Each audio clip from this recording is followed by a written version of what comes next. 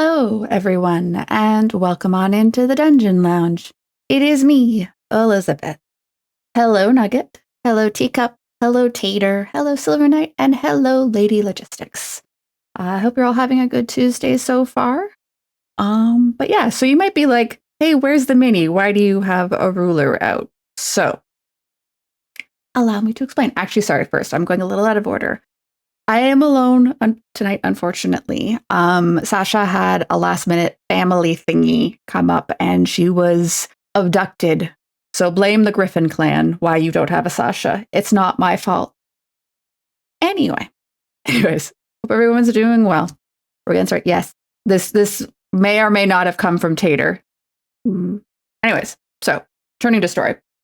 So I have been having a good long think about what I would like to put on the base of my mini to kind of accompany the story, whatever that is kind of developing. And I know the idea that I had was that, I'm trying to go for like a tablecloth look.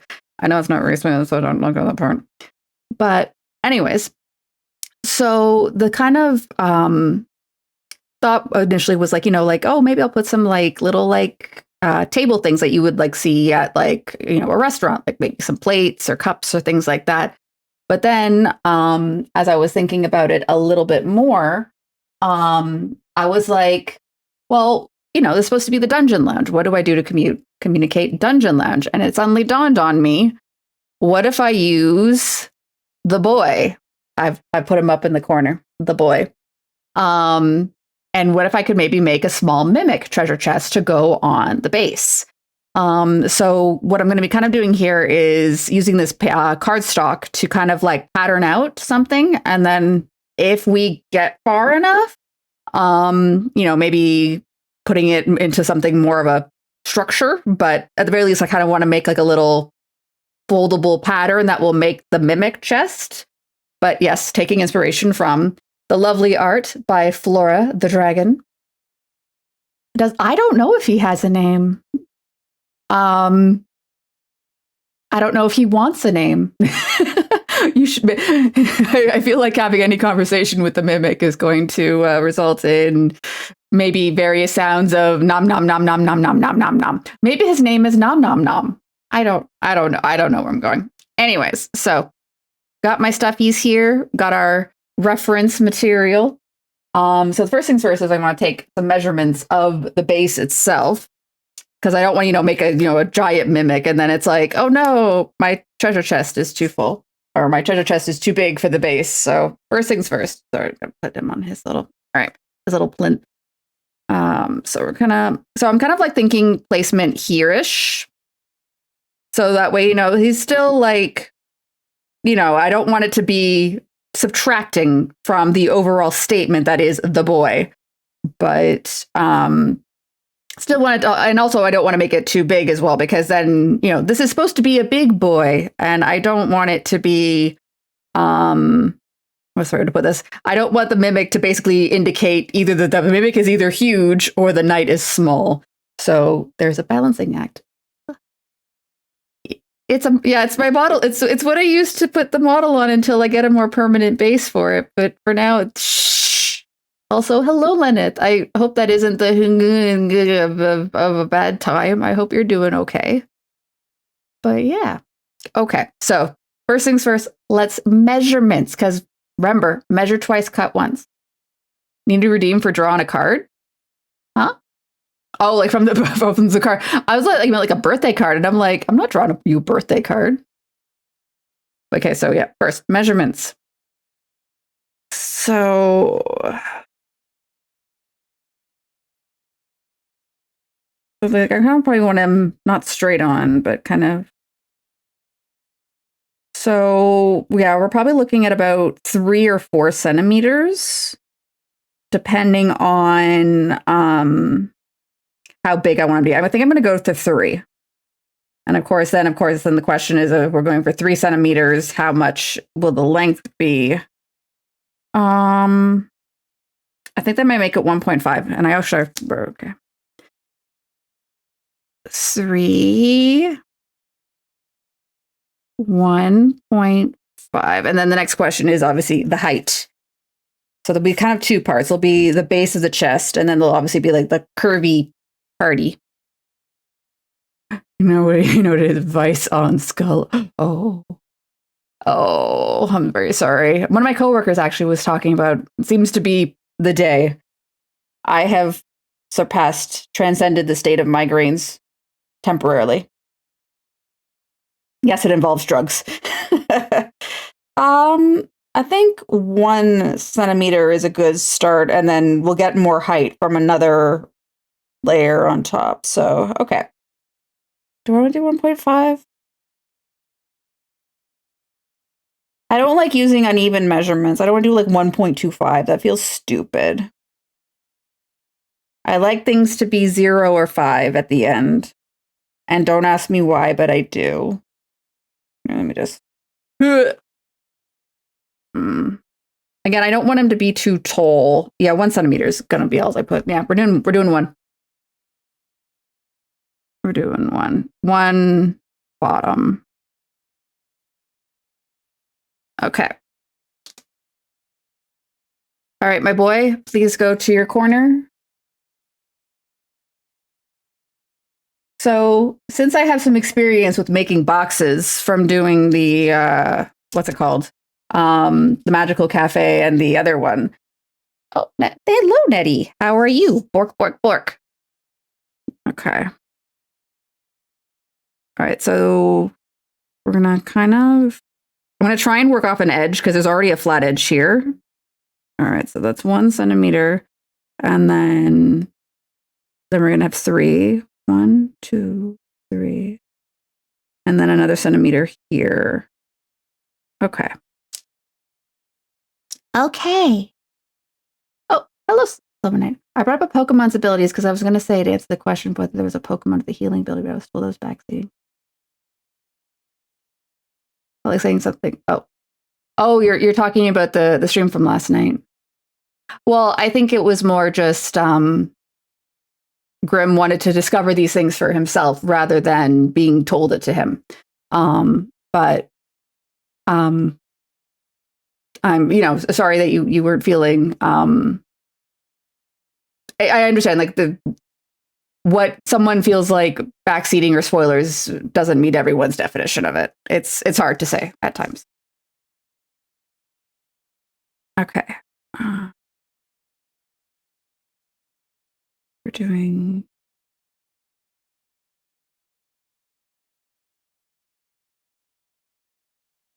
Wait, let's try this.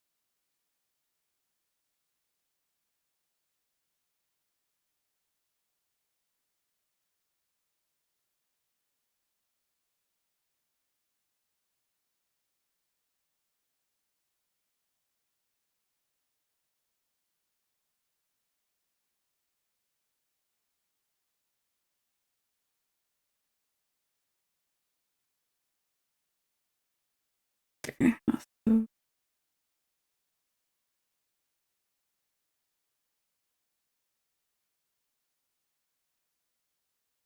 Sorry if I'm a little bit quiet. I'm focusing on measurements. Okay.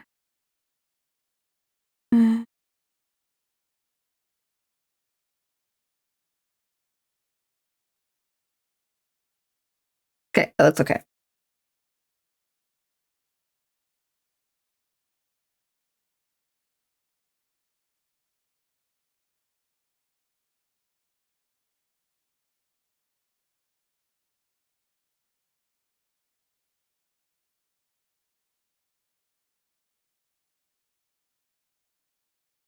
Okay, it's kind of working. And he did that thing when she sat on my lap, put her front feet on my shoulders, and laid her around. Aw, that's cute. That is cute.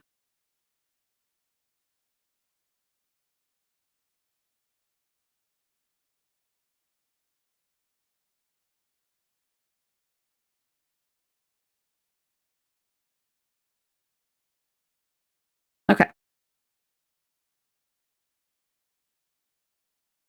Okay, so this is going to be 1.5.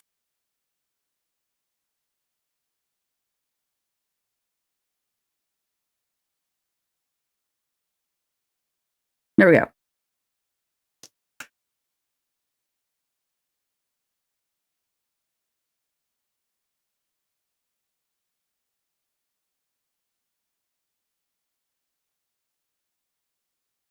Oh, wait, no, not quite right. There we go. Okay. Aw, that is true. I assume she came to get my attention, most likely go for a walk.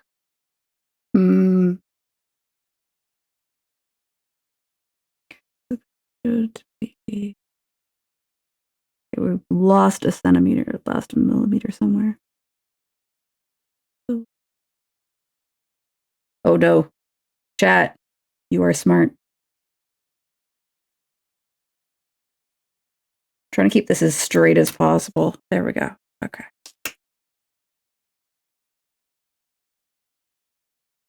Chat, did you know? We're smart. Okay. Oh, thank you. I know. Oh no. Ugh. Okay, I'm stretching already. Thank you.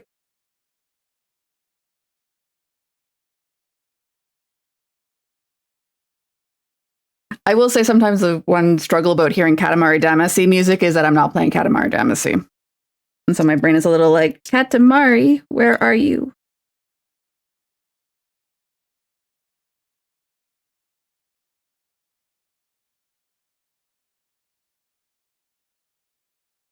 Okay. So you can kind of see like this would be like, so this is the base, and then these are the sides, kind of the thingy. Just lining up the lines on both sides of the ruler. Yeah, that's what I've been doing. I'm trying to keep the lines as straight as possible. And that's why I've been using, since the paper already has like these straight corners, that's why I'm kind of trying to build from here. See, there you go. You are smart. I mean, whether or not my strategy is effective is anyone's guess, but it's what I'm doing.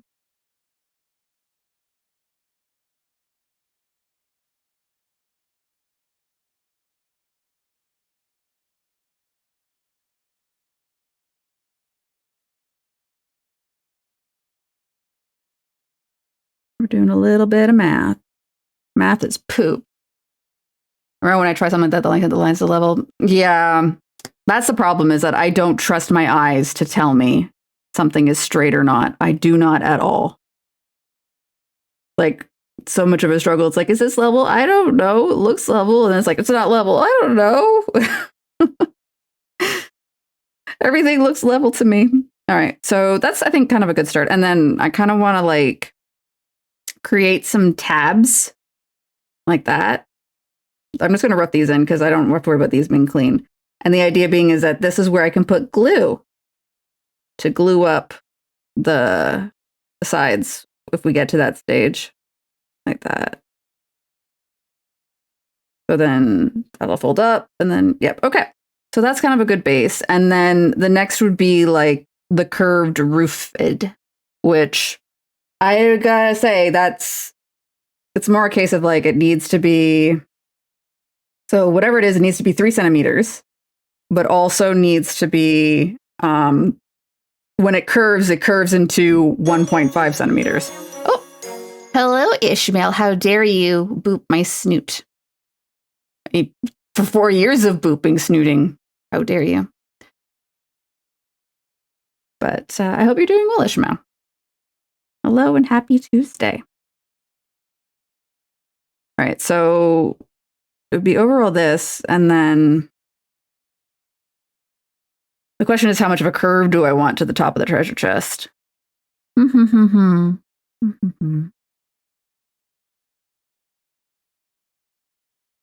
I don't know.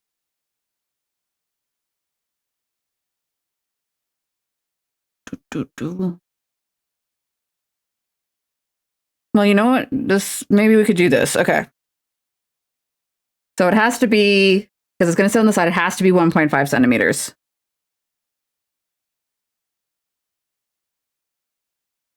So we'll just put a line here and a line here. And then we could just draw the curve I want to see.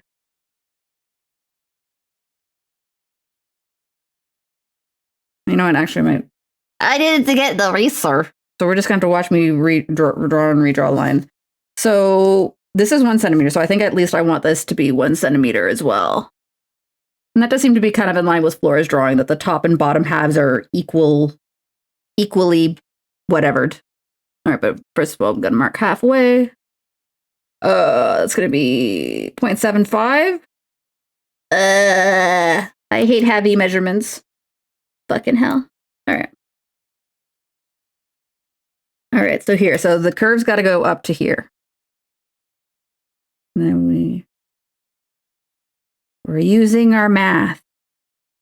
To the teacher who told me I will use math one day, fuck you. Unless you're my geometry teacher, in which case, hey, you were a cool dude. Okay, so that's kind of the curve. And then we can make a piece that curves over it. I just have to measure that. Okay, pi r squared. Is that how you do circumference of a circle again? Oh, math. Why have you failed me? Oh, yeah, what are we doing? Yeah, I'm making a pattern to make the Dungeon Lens mimic. That's why he's up in the corner. He's my little reference mimic right now. Yeah, I know. Because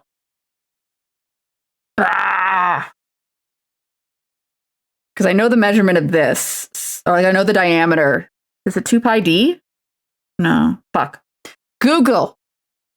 Why do I think? Okay, we're just going to move some stuff so I can get access to my keyboard for a moment. One moment.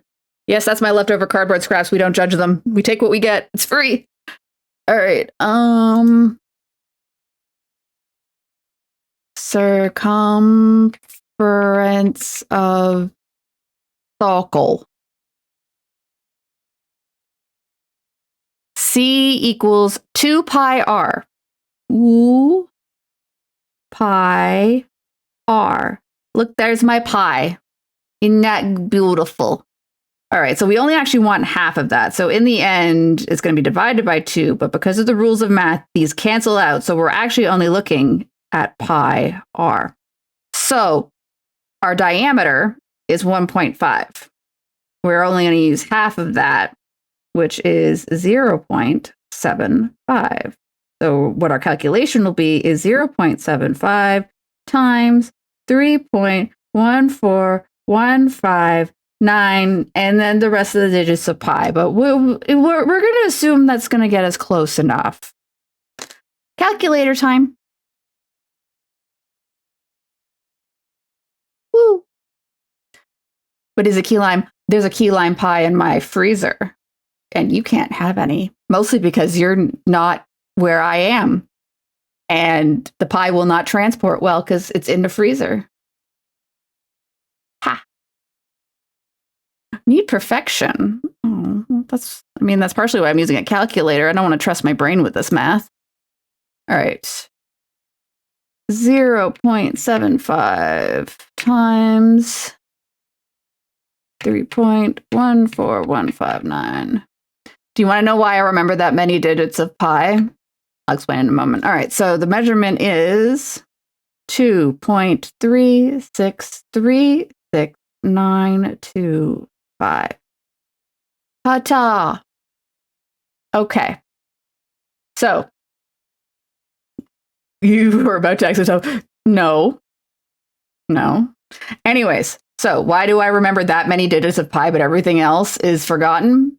So when I started university, as part of Frosh Week, we were in competition with the engineering department. I was part of the science department, and we were in competition with the engineering department because they're applied sciences, where I was in the pure science, the theoretical sciences. Anyways, so as a part of showing how better we were than them, we were told that every time we encountered engineers, we had to get into a cheer war. I did not do this because I am an introvert and I will hide. But I still had to learn the cheer. So the cheer was sine, cosine, sine, 3.14159. And that has never left my head. Anyways, back to math. All right, so our measurement is 2.3. Yeah, woo. 2.3636. Oh God, now translate this to a ruler. Find 2.36 on your ruler. Oh, no, thanks. No problem. All right. So again, we're going to do a measurement of 3. because that will be the length of the chest. And then 2.36. I feel like I'm going to be a little bit off on this one way or another. Because it's very close to 2.4, but it's not quite 2.4.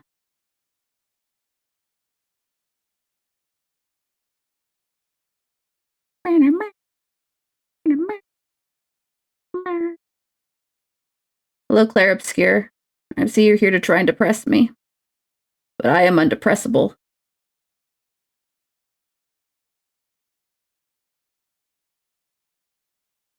Okay.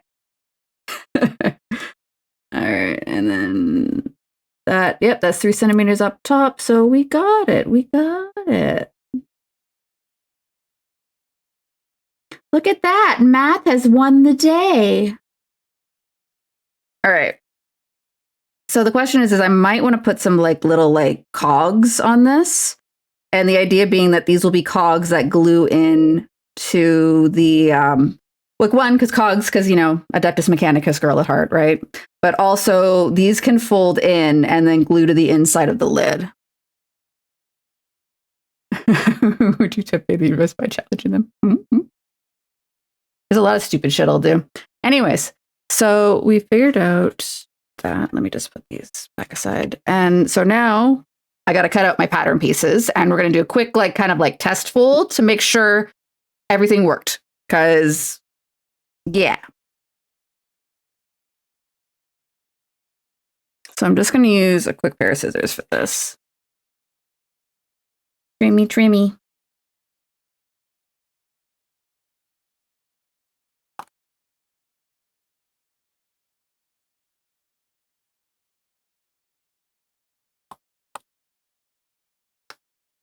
There we go. Okay. I'll do what I want.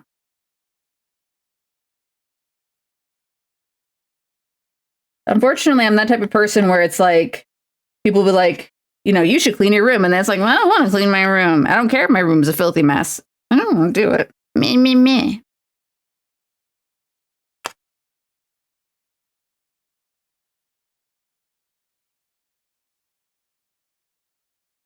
Okay.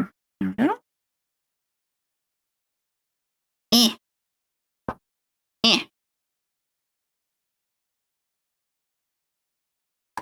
My Spotify's been going on a journey today. Ugh. Okay, there we go.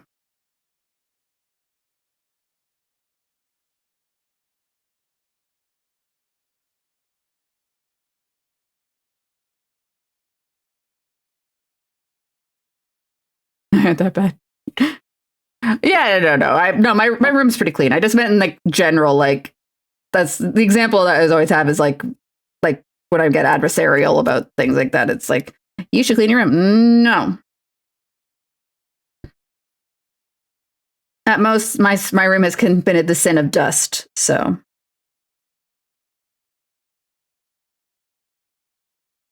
And you know what? Nah. Dust is a battle no one can win.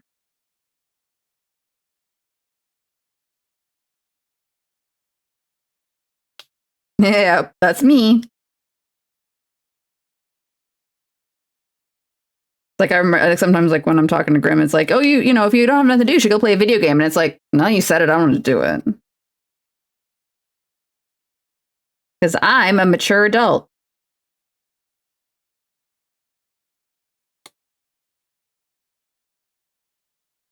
Yeah, I was gonna do it, but now you told me to do it. Now I don't want to do it.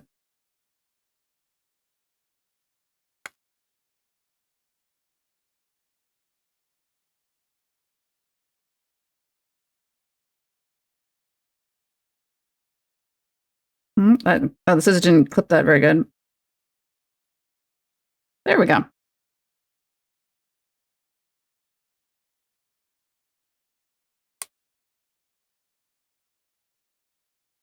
I think there's like some, I think it's called like a void demandance or something like that. There's a term for it, but in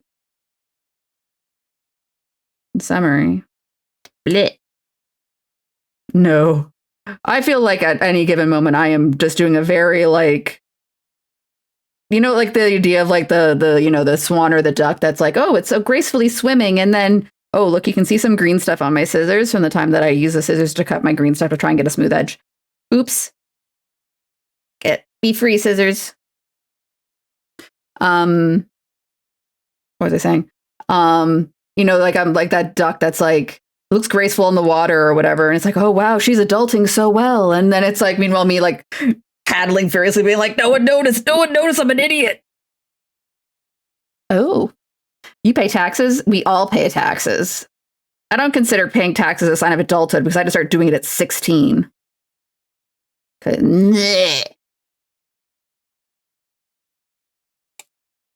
Oh, oh, we're back. Bad camera.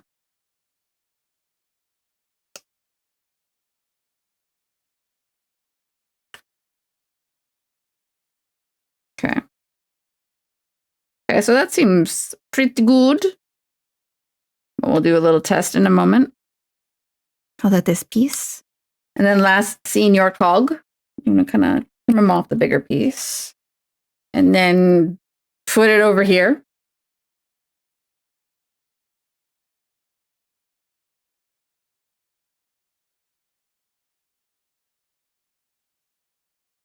Going to be a bit of a bitch to cut out. Gonna be a bit of a poop. There we go. Nah. You know what? I ain't gonna judge what you do for dinner, right? Like a lot of people are like, "Oh, you can't do that for dinner. You can't have cake for dinner." It's like, you know what? If it's 6:00 and I need to figure out dinner because I'm hungry, because I am a hungry banshee. If I decide to fill the caloric intake with cake, that's fine. It's fine.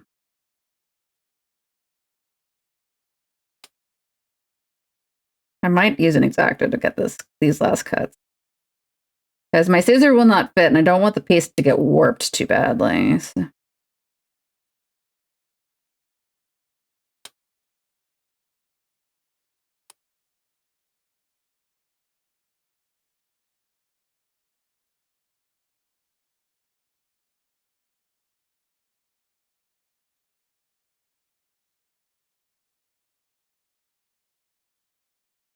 I don't know.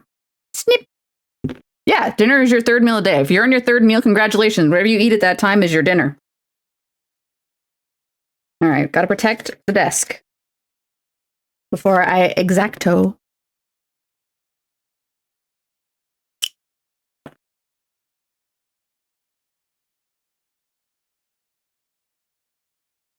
Oh no, there's green stuff on this too. Oh, it got everywhere. Hee hee. My legacy. I might need to change out blades. That might be the smarter play.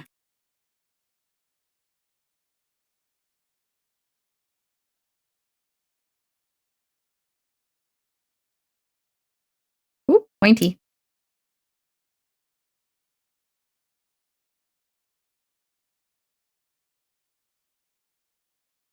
Yeah. That. Please don't tell me your lunch was 0 sugar Dr. Pepper. Oh no, sorry, the label. Yeah. Yeah. Hee hee. You know what? Whatever cardboard you have that you can use, repurpose it. Why not? Could I have gotten a fancy cutting board? Sure, but I decided this like 2 days ago, so I didn't have time to get proper supplies. Like a hobbit.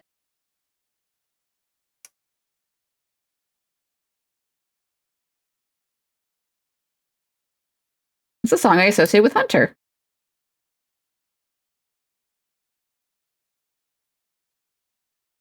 Okay, that's pretty clean. All right.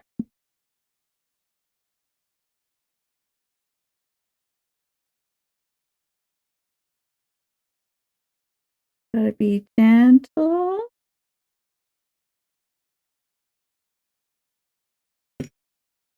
Exactly. Don't you roll away. Aha.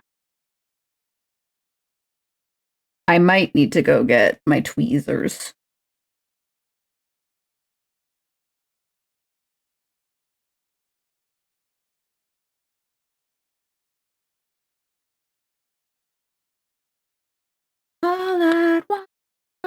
this? Oh, that cut wasn't quite clean. Oh, no. Oh, no, Lenneth. If you need to lie down, lie down. Or at least close your eyeballs. Turn your eyeballs off and on again, and maybe they will reset.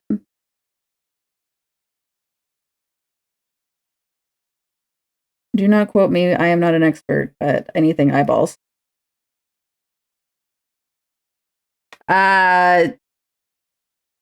You are not wrong, Ishmael, but remember the Americans are not a good place for healthcare obtaining.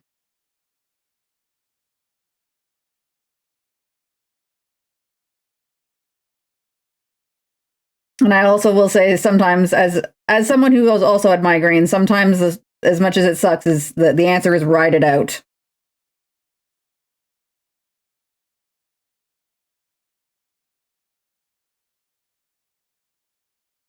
Yeah.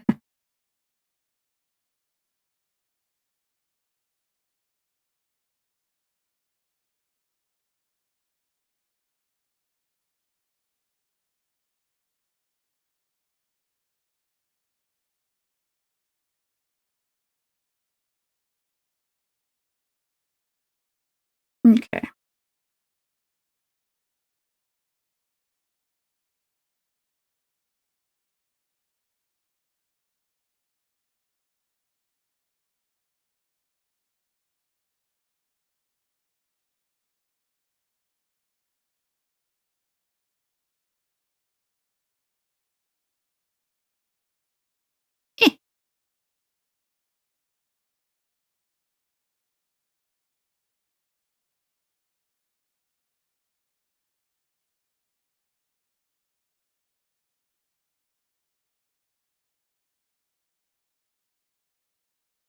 Sorry, I'm in the zone of cutties.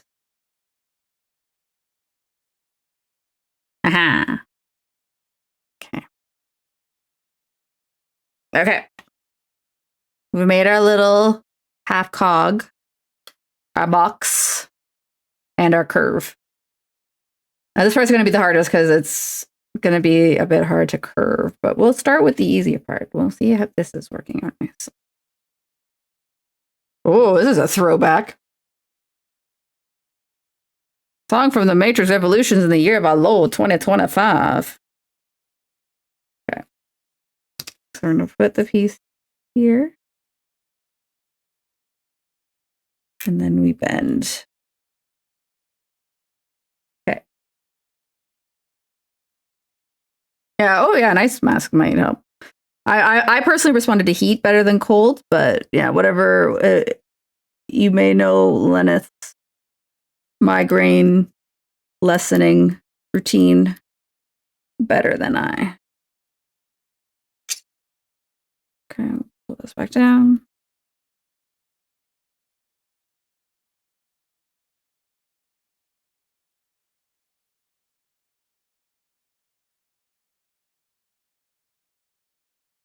I know at least I'm also sound sensitive when it comes to migraine. So, like, if you need to go be away, please take care of yourself first.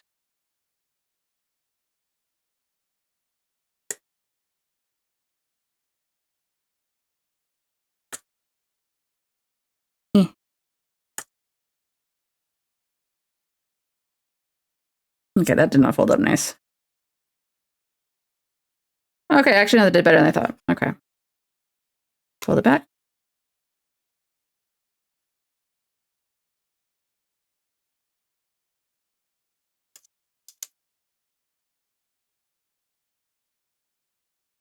I might need to pre-score some of these pieces.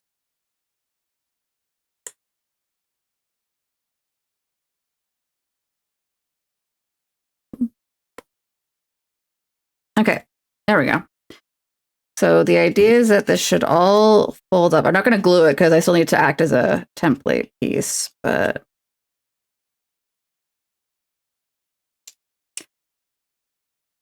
fold up.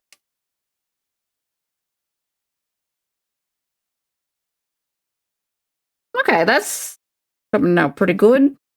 Little treasure chest boy bottom. Okay. So we'll put that down. Okay, did my math right. Okay. You know what? Here, I got an idea for kind of giving these a bit of a curve. There we go. Ha ha ha.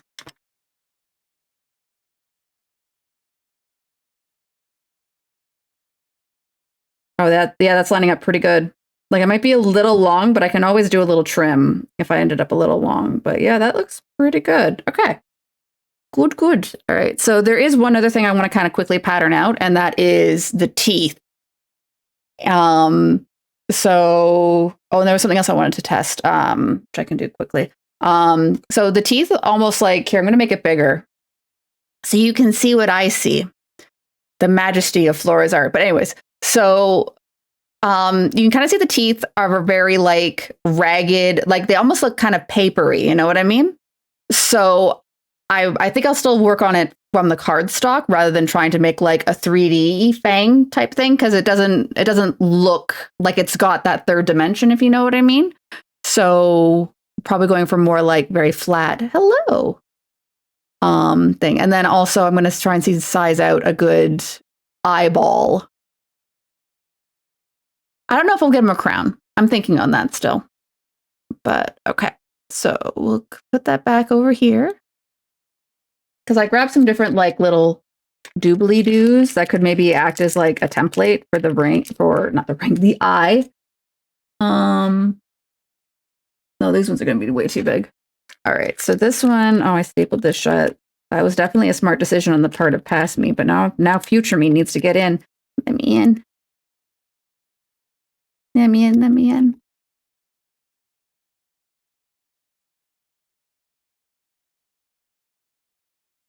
Don't do this with your staples. I'm an idiot. So sorry, shit. I'm not an idiot. I am not making smart decisions when it comes to the preservation of my nails. It's trying to yell at me. All right, so like I'm kind of thinking like, would this be like a relative? That's not too bad if I were to kind of like put that little like eye there. You kind of see what I'm talking about, and then that's not too bad. I kind of like that size ish. So we'll keep that relative diameter in mind. Oh no, I'm sorry to hear that you had a dour conversation while you were away. I know. Ishmael, I did a naughty. All right, so we're going to put this aside again. Bring back this. Okay. Woof. So in terms of the teeth, so we're going to need, so like basically like to kind of like, we need a row here, here, here, and then on the top, here, here, and here. So it's basically going to be 2 of 3 centimeters and then 4 of 1.5 centimeters.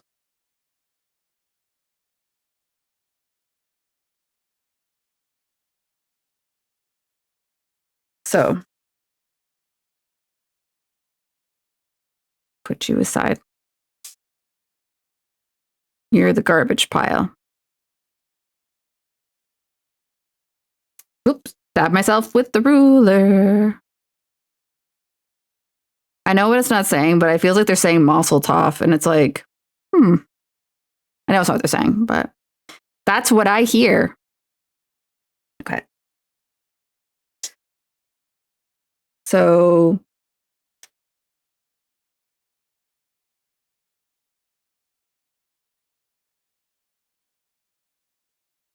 three centimeters, and then another at 3, so that makes it 6. And then we need to do a 1.5. 1.5.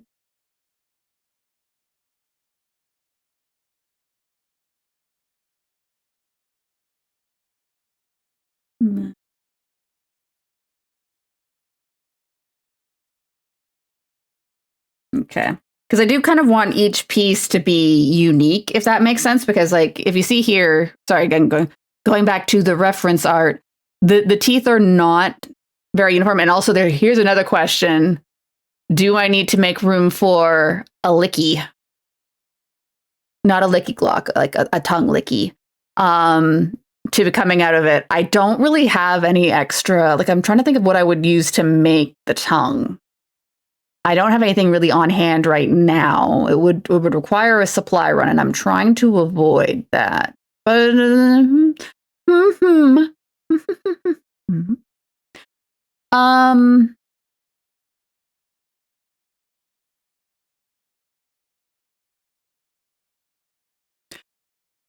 I mean, I guess.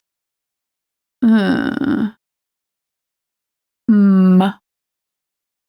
mean, I guess I could leave the gap for now, and if I decide I want to add more teeth, I can always add it back in. So then the question is, how big is the tongue? It looks pretty big. Like it looks like it's at least a third of the width of the.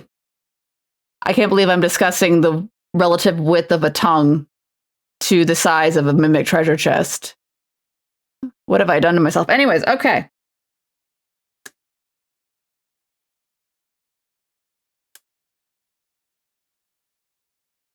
So we're going to do little ticks here and here.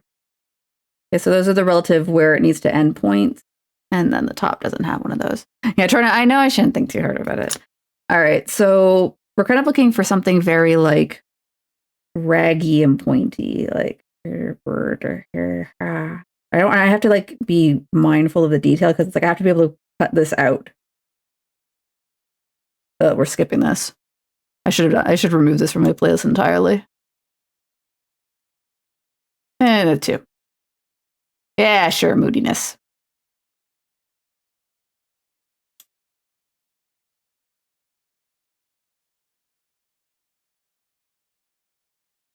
I just realized something I did kind of wrong. So I kind of want a bit of like a lip, if that makes sense, before I do the fangs, because I want something that needs to go into glue, right? I have to be able to glue it inside, so I need to have a little bit of a thingy. So we're gonna have to do a higher low point. Here we go. So it's more like, I gotta be more like up here.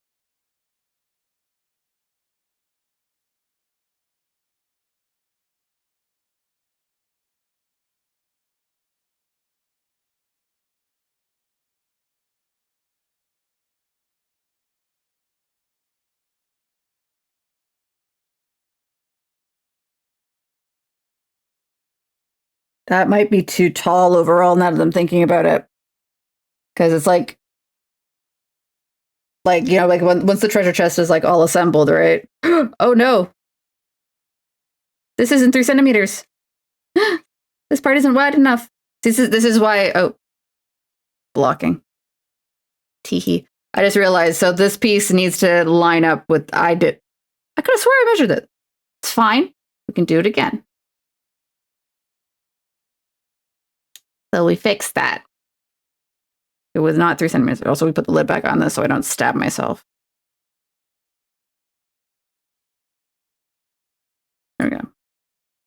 Yes, okay. So you go in the garbage pile. You're useless to me now.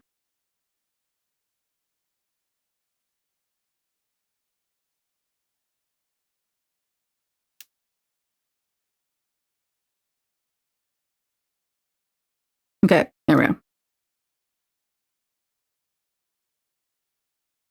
3 centimeters. And then this measurement is the 2.36. 1, 2, 3.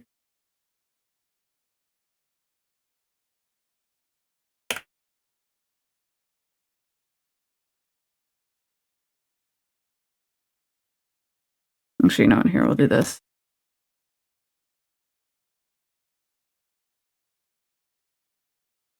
One, two.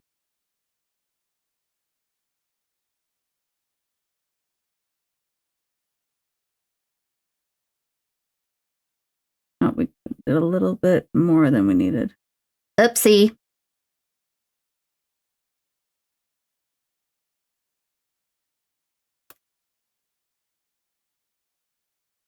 Oh yeah, the original measurement was too high. Here we go. We can fix this. We measure multiple times.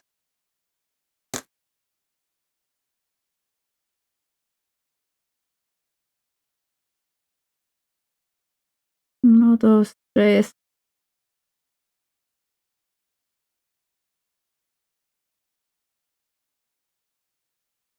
There we go. There we go. Oh, wait, I realized what I did. I curved around the wrong. I realize now this part was cut right. And then I curved it. I should have curved it this away.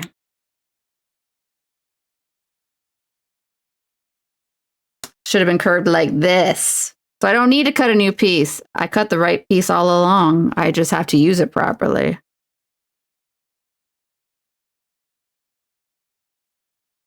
Yep. Yay. I was like, it was one of those things where it's like, I could have swore I measured this. How did I lose? And then suddenly my brain is like, did you rotate? Did you rotate? Did you rotate? And then you kind of, yeah. And that's why this part lines up much better now. Gotcha. Okay, cool.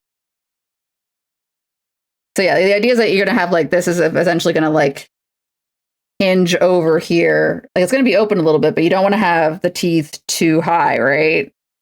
So, oh, I should have added a tab for gluing.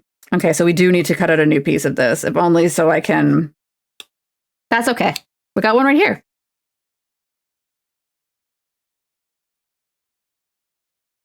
Because then we just need to basically add the tab piece. Like that. There we go. So in the end, it worked out that I did it because I did do a little mistake. And that's okay. That's why we're working from this like cheaper paper before I kind of commit it down to something more permanent.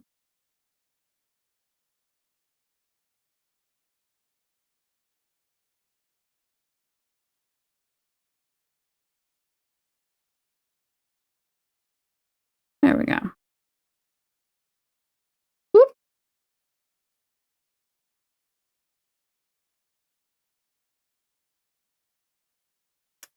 There we go. Little triangles everywhere.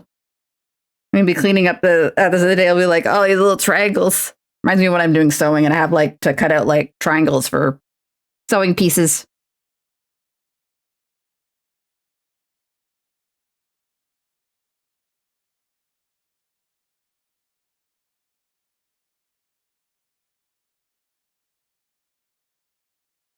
Okay. So yeah, there we go. And then that tab can then glue in there like that. Cool. I'm sorry, you have to be thrown away. Okay. What was I doing? Teeth. So I feel like yeah, that's gonna be. So you still want like something like this that will glue on the inside, but I need it to be. I don't want to be. I do need to find an eraser. I don't want to keep those lines anymore. I don't like them. All right, here we go. Let's find an eraser in my tub of things. Eraser. I see you. No, you're not an eraser. I lied. Eraser. Woo.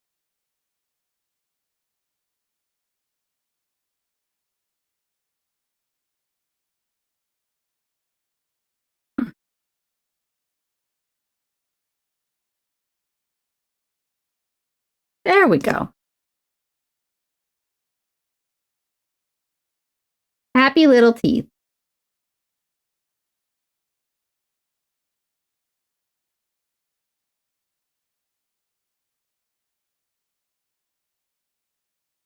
Okay, I think that's better, yeah. And then we do a little baby tooth and a big tooth. And then a couple little babies.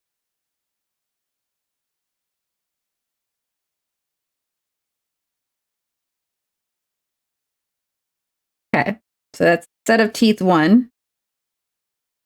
And then the next set will be fairly...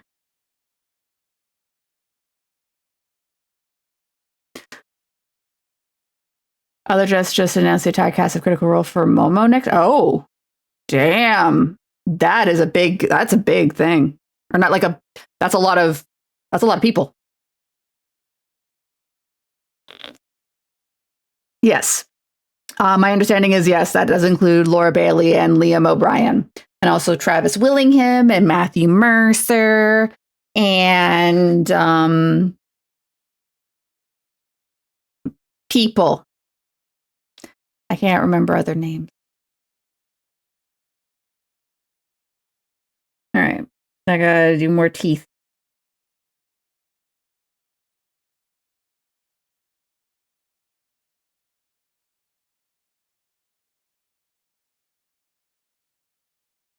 Give them 2 big. And a couple. We'll give like 1 teeth that's like too chipped. Sometimes he eats a sword and then he chips the tooth.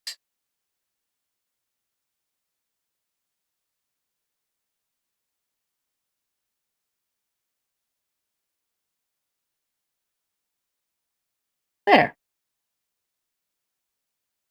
Laura Bailey is Kane and Liam is Weiss, but more importantly, was Little Neville in many moons ago. Oh, was he in Valkyrie Profile? Was he the naughty boy in that one? The naughty boy. I don't know if I should call him that. I'm sorry.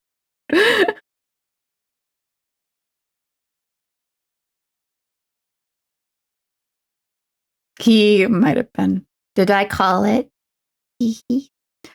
The thing I know him for more is the 999, the Nonary games trilogies. Oh yeah.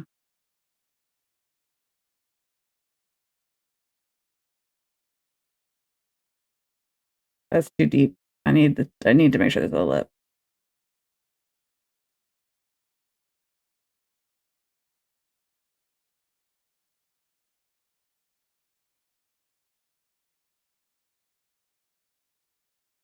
I do think, given the finicky of this, I think if I get the nice cut on these, I'll just use them as is. I'm not going to try and pattern them. True enough. Was there some sort of drama at Dragon Con this year? Like, I know there was a whole AI artist debacle.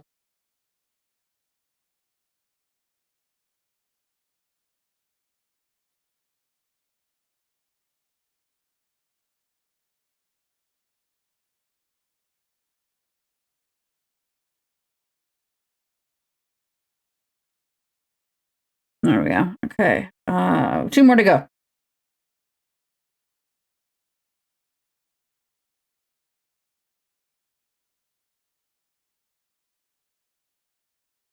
Too high. Gotta be mindful.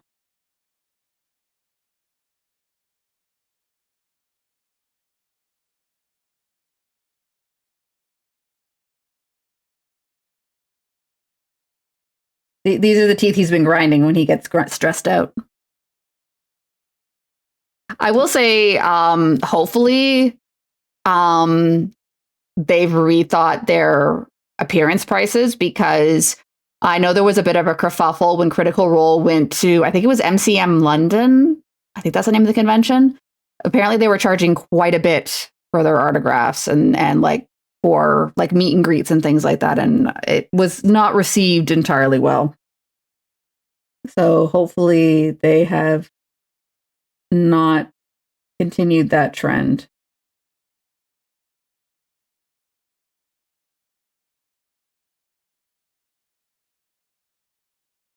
More evanescence for my moody. That's too high. There we go. Okay. Okay, so we got to get these pieces out.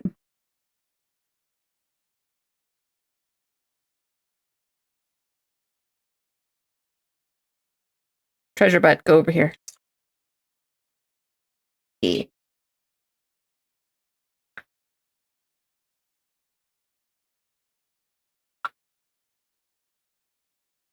Getting an awkward to cut. Oh, triangles. Triangles attacked me.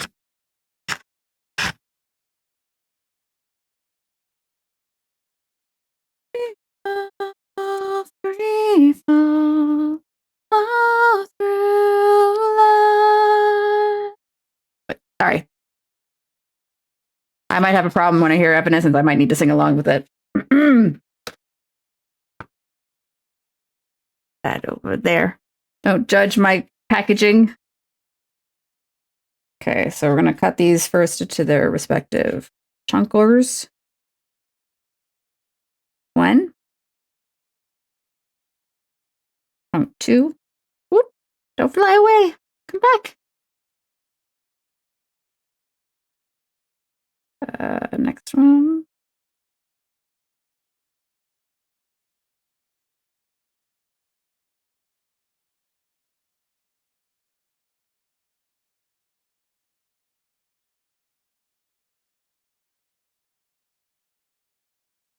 There we go. There we go. Ta-da.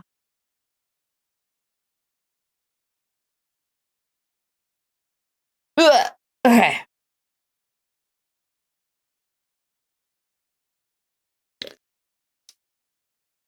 Okay, I'm going to put some of these aside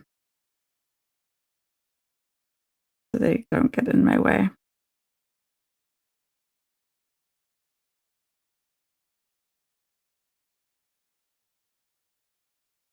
So this part I do not want to cut out because I want that to continue to be part of the lip of or the joiny part.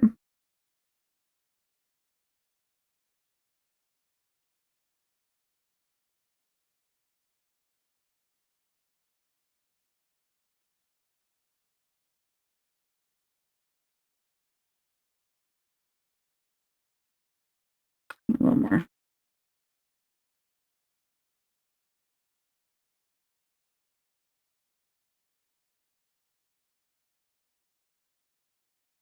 There we go.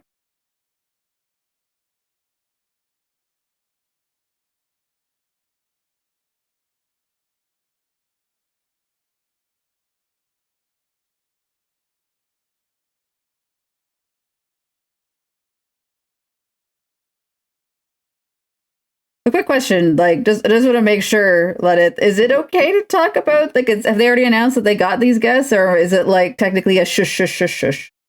You know, as much as it could be shushy, you got what it's on the Dungeon Lounge, but I don't want to sing that song either. Oh. Oh. You heard it here first, chat. You heard nothing.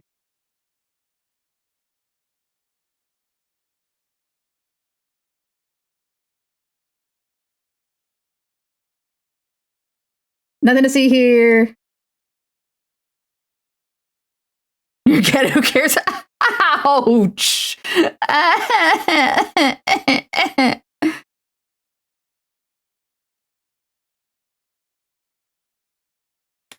I could go to MomoCon if I wanted to.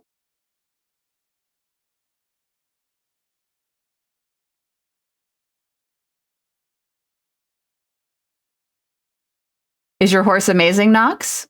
Who are you gonna tell? I could go on Blue Sky and tell my, 10 followers. That's not true. I have more followers than 10.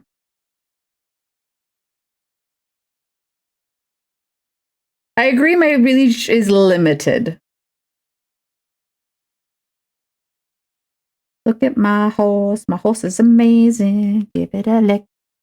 You named it Mayo? Why would you name it Mayo? Well. Which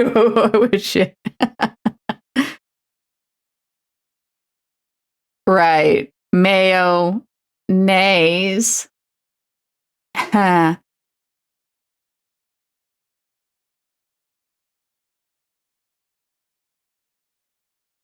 That's not quite. That wasn't a clean.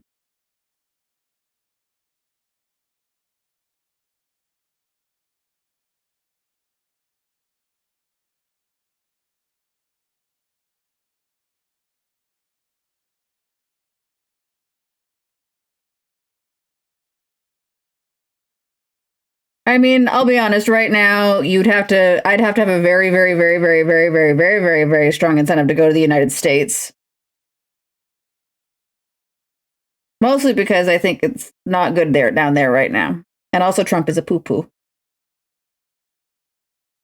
But spicy take on, but also we're having Canada has a trade war with the United States, don't you know?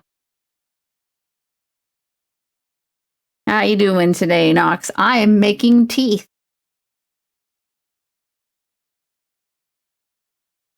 Oh, I know. I think Grim posted about it, but didn't one of the horsies die today? One of the Umas, and it's very sad. People are very sad about it. They don't visit us. Yeah.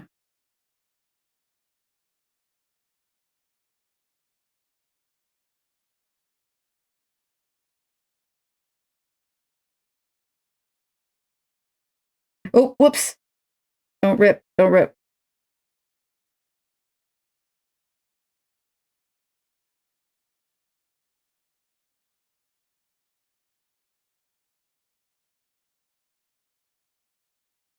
Have to be careful though. There we go.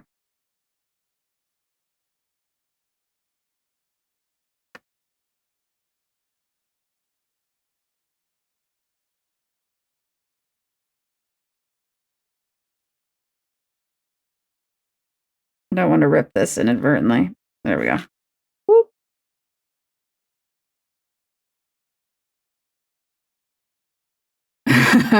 Yes, yeah, Haru Uraha. Yeah, she passed away, unfortunately. Well, the actual horse, not the. As far as the horse girl shall live forever, but.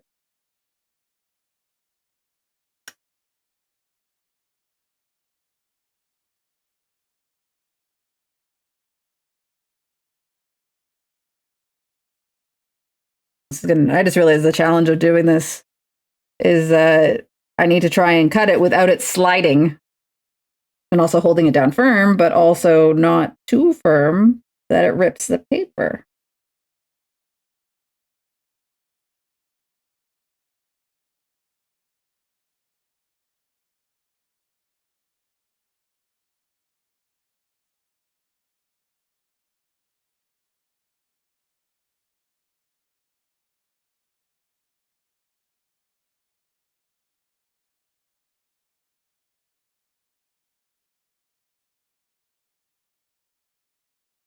There's a part here that I didn't quite cut.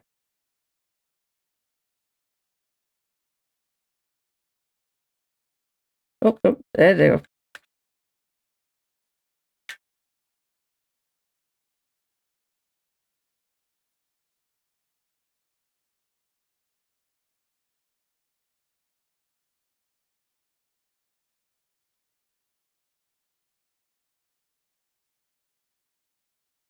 Aha! I did it. Yeah. Yeah, we don't. Yeah. We don't need to go into the why of why I don't want to go to the United States right now.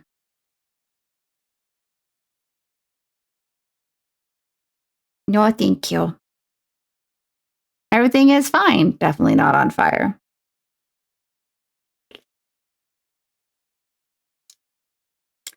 See, the thing with Canada putting you on, putting us on, or putting you guys on the list as a country not to visit, it's a bit weird. It's partially political because they've put it on and taken it off a few times, usually in response to like, oh, we reduced the tariffs, therefore it's safe to go again. Oh wait, no, we're mad. Tariffs back, warning back up. But honestly, I think there should be a warning because it's like let's be blunt. Like if you are gay or trans, stay the fuck out of the United States if you can.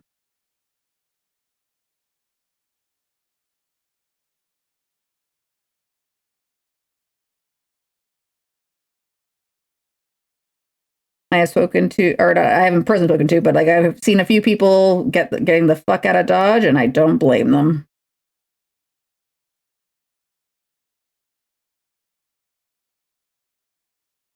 Oopsie. Anyways. Oh, I bet.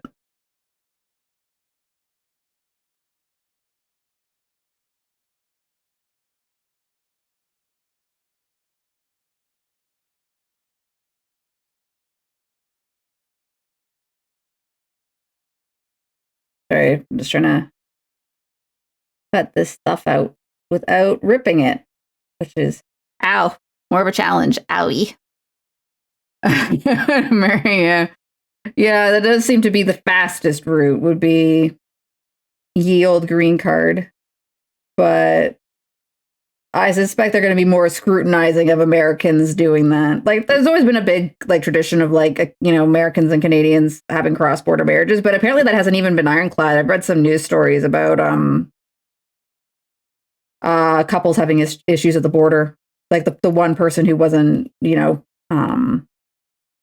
American and or Canadian, depending on which way you're going, having issues. So.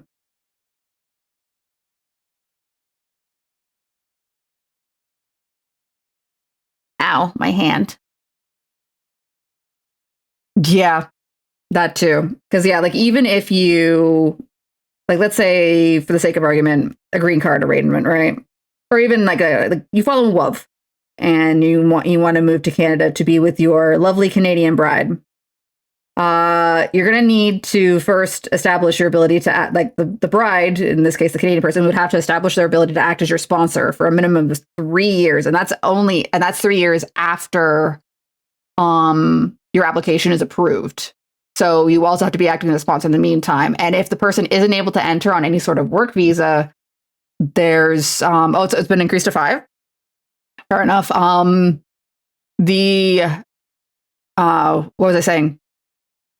If the say for instance, Knox, if you were to enter under a visitor visa and not under a working or student visa, you're not allowed to earn any income, or at least Canadian income.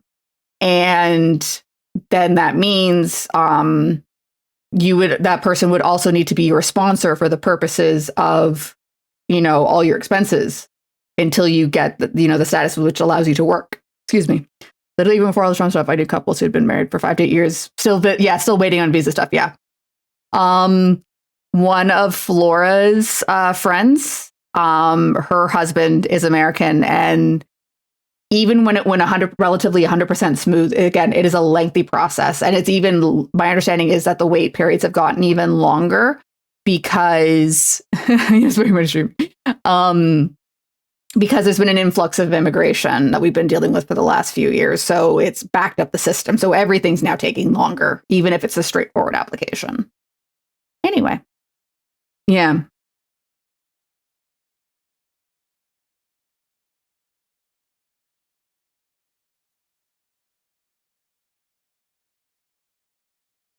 And then, of course, there's also just the basic fees to apply for the person's visa. So, there's filing with the government fees. There's processing of biometrics. Lots of fun stuff.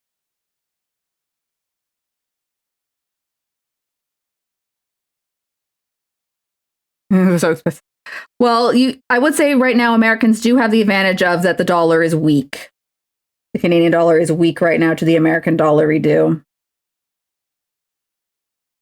So there is that advantage that the dollar will stretch a little further.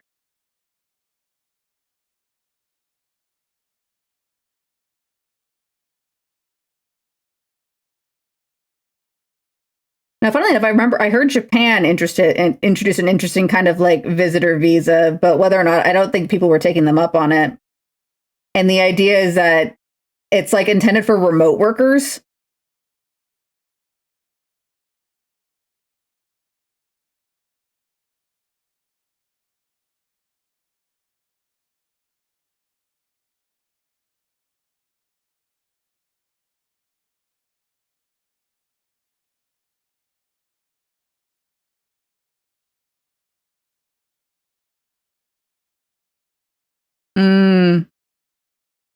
Yeah, but you have to give the biometrics to Canadian. They don't just transfer them. You have to do them again.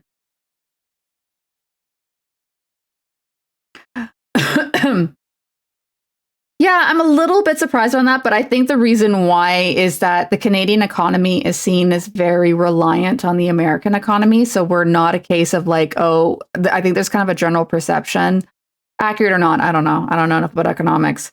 There's a general perception that if the American dollar goes down, the Canadian dollar will go with it.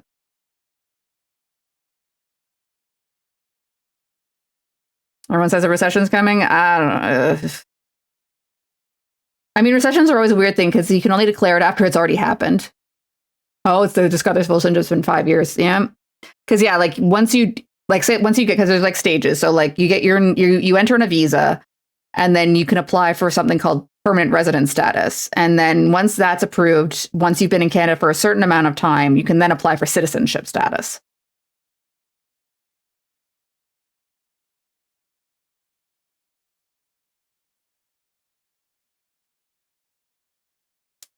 All I will say in regards to that situation, Lenneth, is I do not trust Mousy to have enough of their shit together to actually do the paperwork because, like, I'll be blunt, that immigration paper, no fucking joke.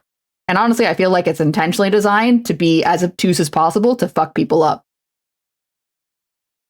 It's definitely one of those situations where I would say 100%, if you are looking at helping someone immigrate, get an immigration lawyer, get someone who knows what they're doing. Because otherwise you will, my personal perception is you would accidentally make a mistake and then you've got a denied application following your ass. But then again, Legend Lounge is not legally expert at any shit. And that's good.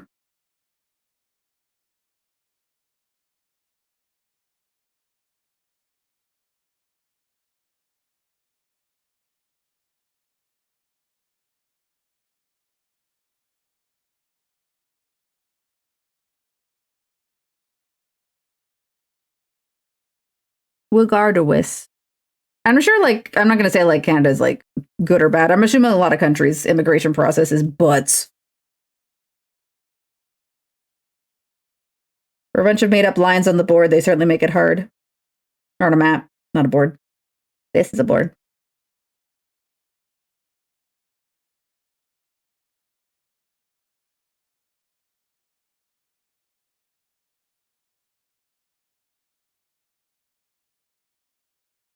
Might have really a lot of money, hopefully not for bribes or either rent. Next year's a despite start from an apartment and dream job. Isn't it extremely difficult to immigrate to Australia? I'm not too sure. I heard New Zealand was quite hard. Because it is very small.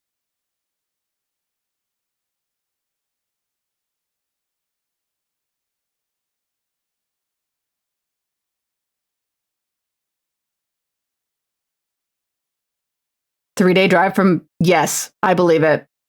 I believe from Toronto to Thunder Bay, which is only like about a chunk of it, I think that is 16 hours. And that's like solid. You drive 16 hours. You don't take breaks. So yeah, I 100% believe it's a 3-day drive.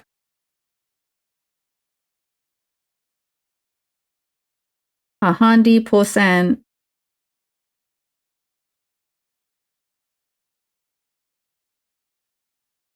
Canada is very wide and very flat in some places.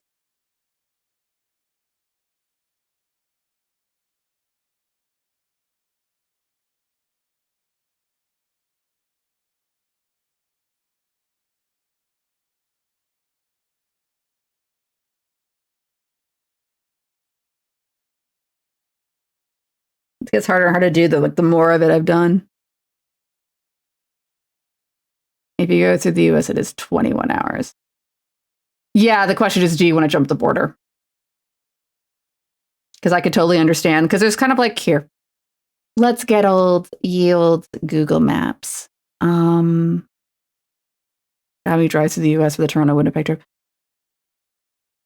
I mean, Google Maps favors the shortest route. It is the shortest route. It's best that the shortest route includes 2 border crossings. All right, let me get Google Maps up for a second. We're doing a journey. New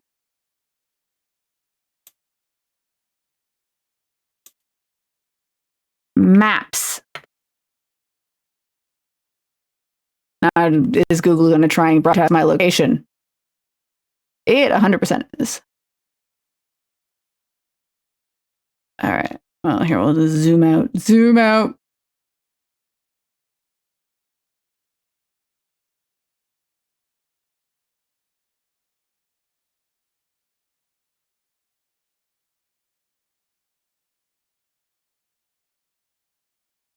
have to look for a body. Yeah, for sure. We're going to take a new browser source. We'll just give it a temp name. I don't care. Wait. Just put it right there. I don't want to show it right now. Hide it. There.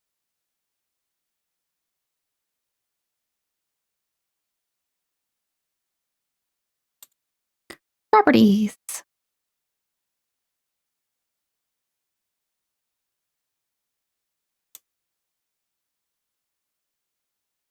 Actually, not what I wanted. I didn't want a browser capture. Herderp. Cancel. We're doing this live. Remove. Boop. All right, we're looking for a window capture. Sorry, not display. We're not. Nope. Nope.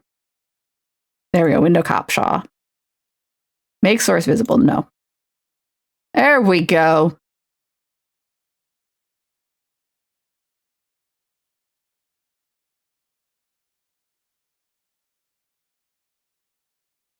And then we're just going to do some quick transform. We're going to crop the top. I'm just going to do that. And then also, cool. Okay, now can we show it? There we go. That'll do. All right, so we're going to resize this. Boop, boop. A little less. There we go. Okay, I think I made that thing a little too much. Boop, boop. 400. There we go. Okay, that's better. So here it is. Here's Toronto. And if we want to go to Winnipeg, we are going, like, you have the one route down to the United States. So that's going to usually be, you cross at Detroit, probably. And then if you want to go entirely Canadian roads, you got to go up around Lake Huron, Lake Superior. You hit Thunder Bay. And then here is where you start hitting Winnipeg. And heaven forbid you need to go to the other end of Winnipeg. So it is a long drive if you aren't looking for a border crossing. So there you go. Woo. Yeah, it's the Great Lakes. We got 5 of them. Lake Ontario, Lake Erie, Lake Huron, Lake Michigan, and then Lake Superior.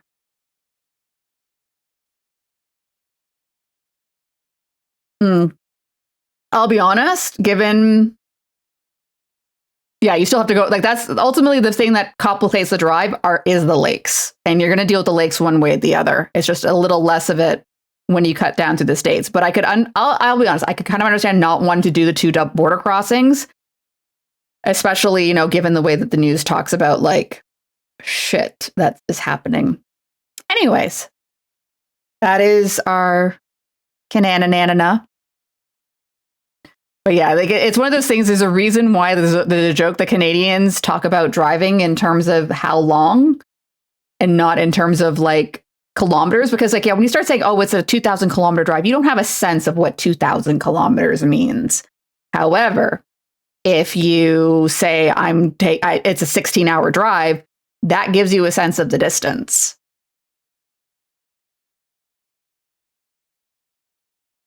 But yeah, there we go. Goodbye, Google Maps. Yeah, I find it's very much a, like, because, like, let's put it this way, like, even looking at it just looking at Ontario, if you want to cross from Ottawa, like even Ottawa, like, it's not till about, where's the border between Ontario and Quebec? Okay, so this little dotty line is the border between Ontario and Quebec, and also, everything starts getting French. just driving the entire, like the distance between these 2 points, especially from Southern Ontario, like you're already talking about at least a day. And even if you were to start doing it from this side of Quebec to here, Winnipeg, again, that's probably still a very big distance. Big numby.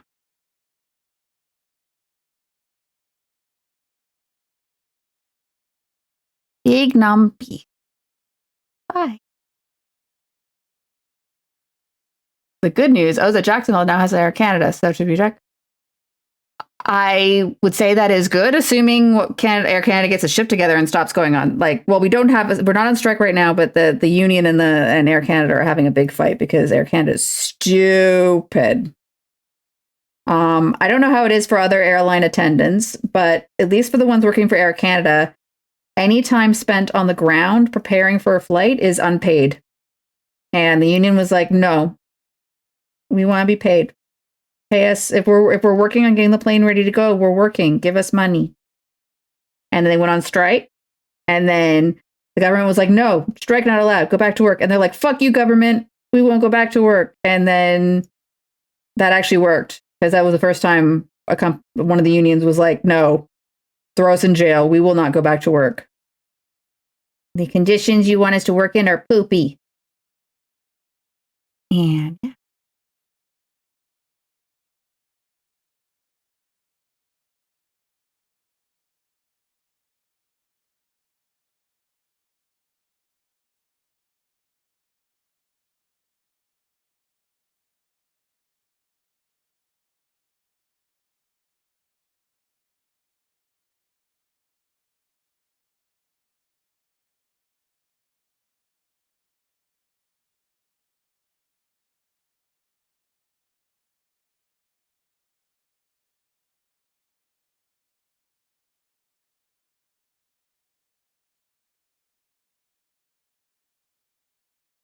Wiggle, wiggle.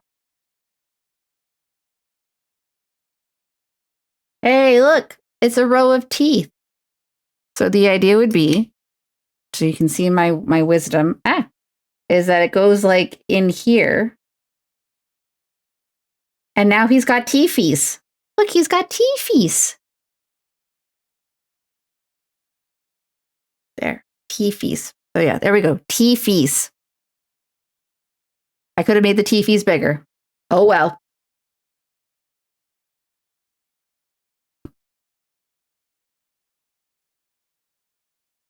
Have I punched through this at all? Nope. Cool.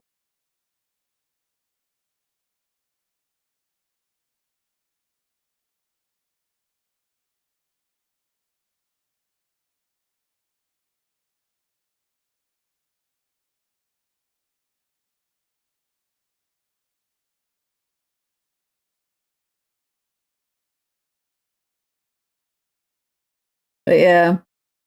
I'll be honest, there are very few people I would go on a 3-day drive with. There are a great many people I love, but I would not want to be in a car with them for 3 whole days. Because, yeah. I usually find the thing is like, at least in my experience, is that a lot of people have different expectations about like, how often do we take breaks? How often are we doing overnight stays in motels? Where are we willing to stay? Again, you're in a car with someone. If they have any sort of upset tummy, everyone else has to live with it. So.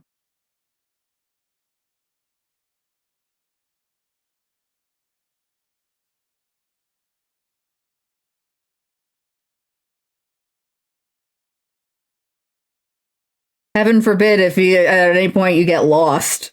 I mean, it's a lot harder to do now with the Google of Maps, but there are some areas in that route I would warn, like maybe have some like paper maps or like some pre-saved maps, just because I would not be surprised if there's some areas you will drop signal 100%.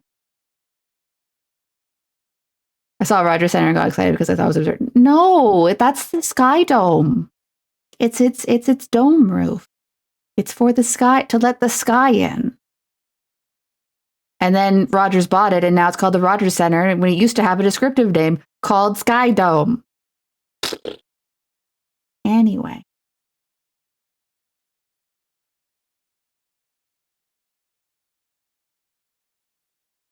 I apologize that the stream has become Google Maps and watching me slowly exacto out teeth. But on the positive side, I think I've made good, like, my experiment is not failing so far. Feral Beast, is that you? Nope. I know. So a few universities have observatories. That's usually been, if I wanted to go to an observatory, that's where I've gone. And they're fun. I like them.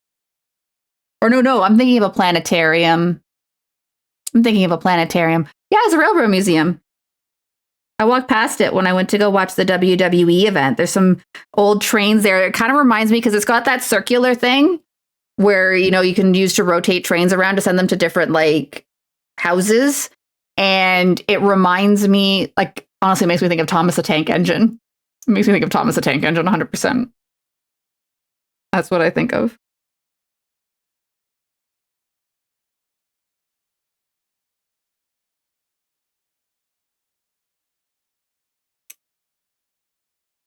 Yeah. Choo choo.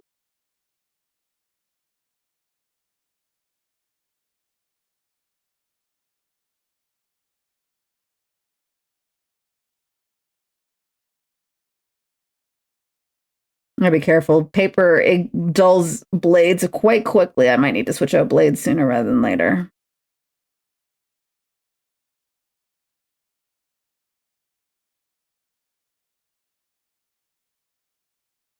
You wanted to go through like Buddha.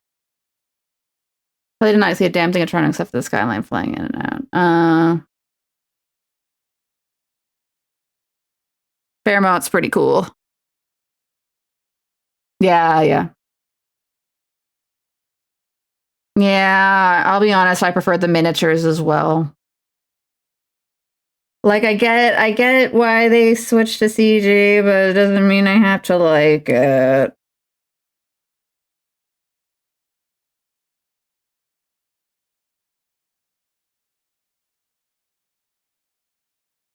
I understand, I'm just disappointed.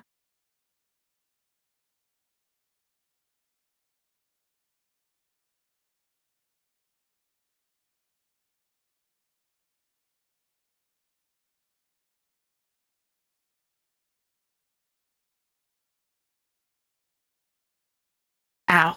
I'm having a little bit of a hand cramp from having to apply pressure. Apply direction. It feels bad because I went to the trouble of getting my wet palette ready in case I was ready to paint something, and then whoopsie. So I might, like, if my hands keep cramping like this, I might switch. I might switch to painting just if only to get my fingies a break. My digits.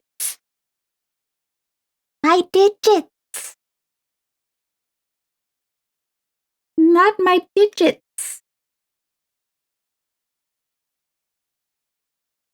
If you got that reference, you're a cool dude. Used to watch Theodore Tugboat as well. Oh, yeah. I wasn't a big fan of Theodore Tugboat. Here's the other one I used to see on ye old syndication that my parents would use to get me to shut up when they wanted me. Is anyone familiar with the term super marionation? Oh, man.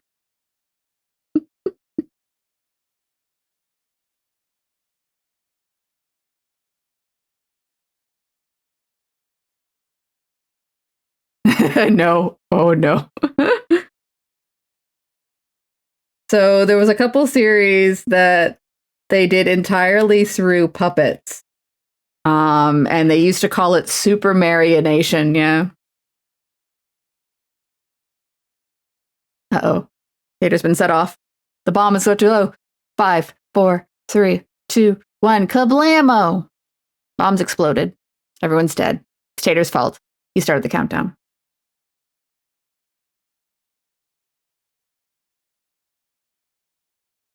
Kaboom! I would like you all to know I'm very excited for Hades too. That is all I have to say right now. And guess who's in? Guess who's in? Yeah, Thunderbirds are go. Thunderbirds, go. Did you know Ben Starr is in Hades too? He voices a character in it, but I don't know much about it because I'm refusing to play the early access until it's full access. I want to play a half-done game. I want to play a done game. I'm not your bug tester. You have a DVD set? Nice. There was 2 shows I seem to recall. There was like one that was like Thunderbirds, which is like, oh God. Maybe so there was like one show that was like you had like a group of like I don't want to say like secret agents, but like a group of like kind of like hero types, and they each had a different vehicle to solve different problems. So like one person had a submarine, one person had a plane, one person had a car. Or I think they were all cars but could turn into whatever. And then there was like one with rockets. That was Thunderbirds. Okay, so then there was that, and there was like another one with rockets, I feel like. My memory is very foggy. I was very small. That was Cap Scarlet? Oh. I don't know. I might have confused the 2 shows. I just remember. Here's like my big memory of Thunderbirds is I believe there was a mermaid character, because sure, why not? And her name was Aquamarina. And every time Aquamarina appeared, her character theme played. And it was like, it's Aquamarina. And literally, my mom, if she heard it, she would drop everything, run to the TV, and start singing the theme. She could be in the middle of dinner. She could be in the middle of cleaning the bathroom. She stops what she's doing. She came to the TV and she sang along with that theme. It was very, it's one of those things in retrospect, it's very adorable. But like, you know, when I'm like a young Banshee child, I'm just like, mother, what is happening? Mother. Anyway.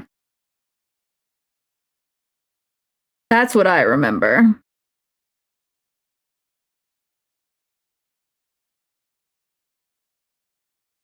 Don't ask me. And it was always funny, like, say, for instance, like if they wanted to do like, oh, hello, Alosin. Fireball XL5, I think that's the one I'm thinking of, Fireball.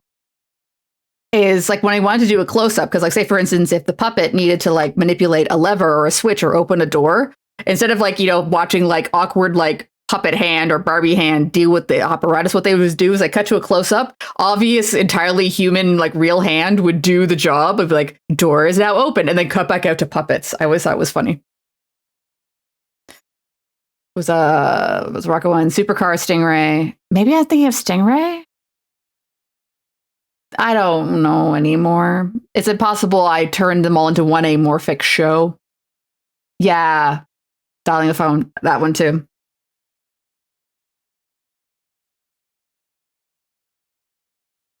Anything that required fine detail, like using an X-Acto knife.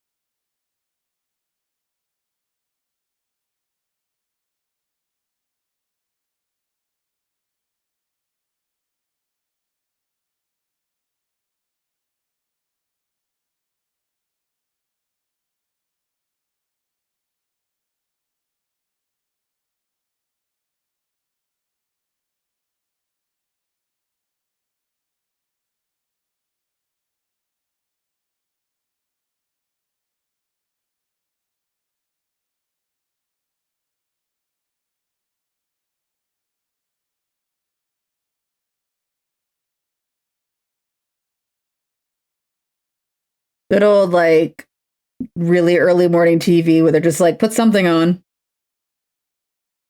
Occupy the Banshee child until we're ready to deal with the day.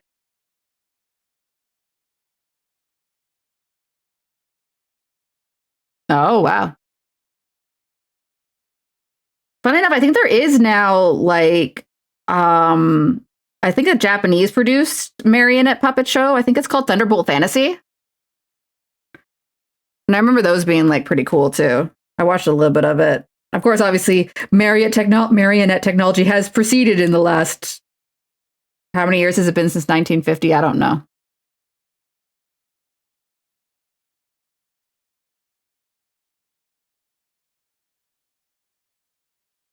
I just remember the outfits for Thunderbolt Fantasy are really cool.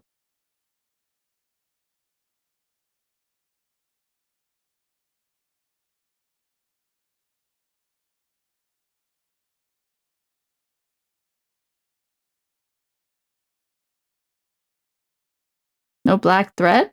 Huh? I don't know what you're talking about. Oh. Back to cutting. Oh, you're talking about the Thunderbolt Fantasy guys, yeah. I mean, you can Google them if you want. I don't think they're ball jointed. But I think there's some shared elements. I mean, in many respects, if you think about like the threading of like the wire that goes like the wire, not the wire, but like there's like string that goes into a ball jointed doll. A lot of that is probably descended from puppet technology. Puppet technology.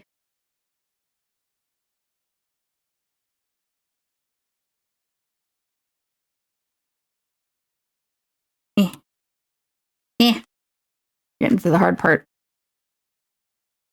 Oh no. Okay, I'm gonna have to. My stupid fingies. Not stupid. Ishmael's here. He's gonna yell at me. My finger has smudged away some of my notes. I gotta redraw them in. There we go. Put them back. There we go. Details returned. Woo. Yeah. I got some good fashion.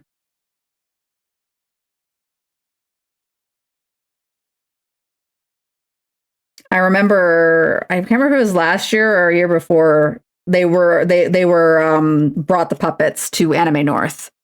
I was kind of like, I don't watch the show, but I would have liked to have seen the puppets, like just from a craftsmanship perspective, because they're impressive, right?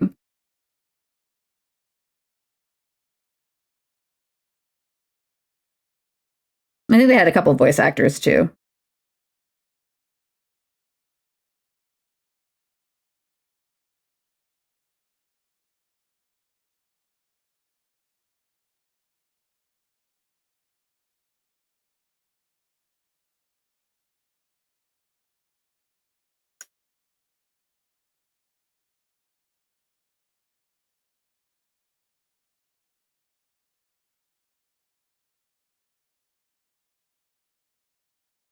There we go. Whoop.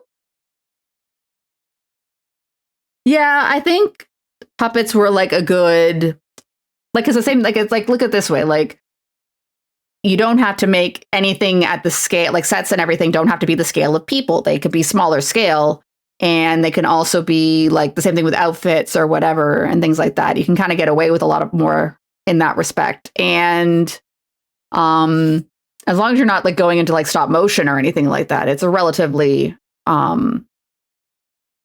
cheaper, I guess, endeavor. I don't know. As opposed to like either fully live action or, say, for instance, doing full animation, which was also considered quite expensive at that time, depending on what you were doing, and also like the level effects you were looking for.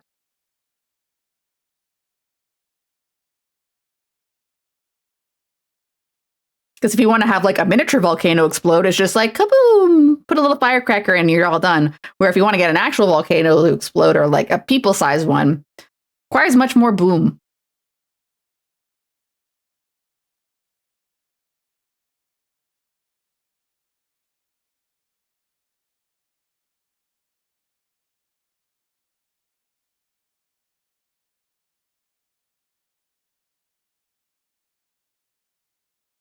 I will say right now, Toronto is very busy. We're still kind of in the middle of TIFF, the Toronto International Film Festival. So, bleh, bleh. My commuting train is commuter busy.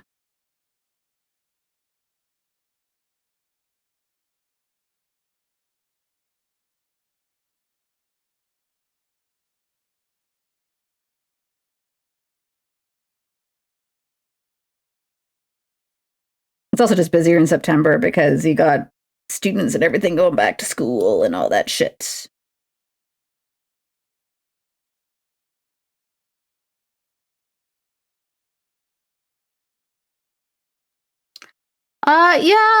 There's the ROM. I'm trying to think of the other. There's the Ontario Science Center, but that one has been torn down. It has been decommissioned. There is no Science Center right now. and that has been a topic of conversation with the government because everyone is very mad that the Science Center is gone. So we just have the ROM for now, which is the Royal Ontario Museum. That is what the ROM is short for. They have dinosaur bones.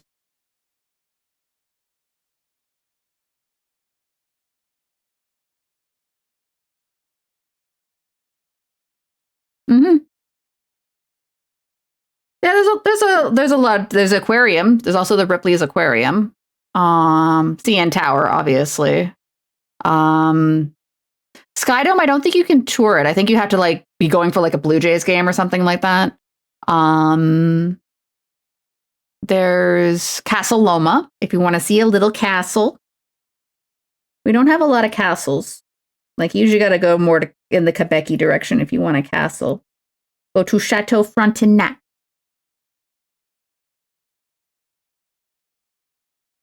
Chateau Frontenac. I don't know why I said it like that.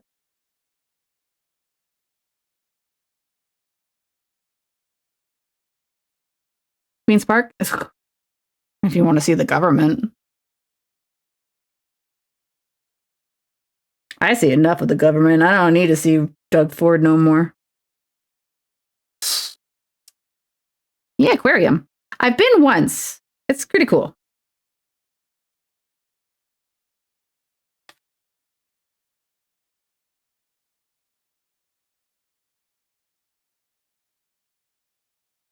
They have one of those displays where you can touch like fish.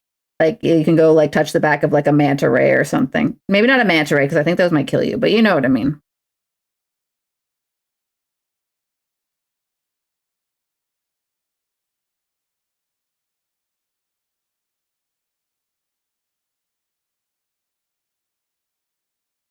Yeah, Rammstein's here.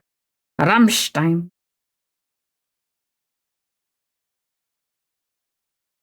And I think after I finish getting this piece freed from its confines, I'm going to switch to something else because my hand is 100% cramping. I see university. I think I want to visit. How does college work in Toronto? Okay. So the words college and university are used in very specific ways in Canada. I don't know if it's, I know like in the United States, college and university can use it a little bit interchangeably. So a university is where you want to go if you want to get a bachelor degree, a 3 to 4 year bachelor degree, you go to university. Same thing if you want to do a master's or a PhD. Colleges are intended for technical training programs that will lead to usually a certificate, but does not lead to a bachelor's degree. Though some are trying to bridge the gap, as it were. So, like, say, for instance, if you want to be a plumber, you would go to a college for that and receive your certificate of plumbering. And if you wanted a Bachelor of Science, you would need to go to a university. And then if you want to just be absolutely weird, you could also look at a polytechnic, or you could look at CEGEP, which is specifically a Quebec-based program. I forget what CEGEP is short for.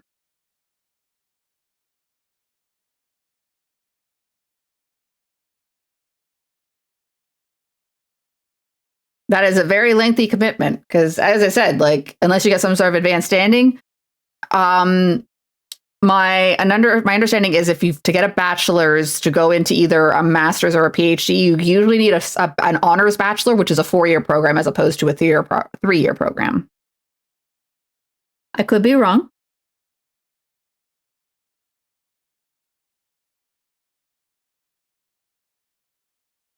I will admit, when I finished my undergrad, I was considering doing a master's, but I was just too burnt out at the time that I was just like, nope, I'm going to go start paying down my debt. And then I never left. I just didn't go back to school. And I have a mixed feelings about that. I don't regret not doing it, but I like learning. I think I have a relatively curious nature. So there's a part of me that would have liked to be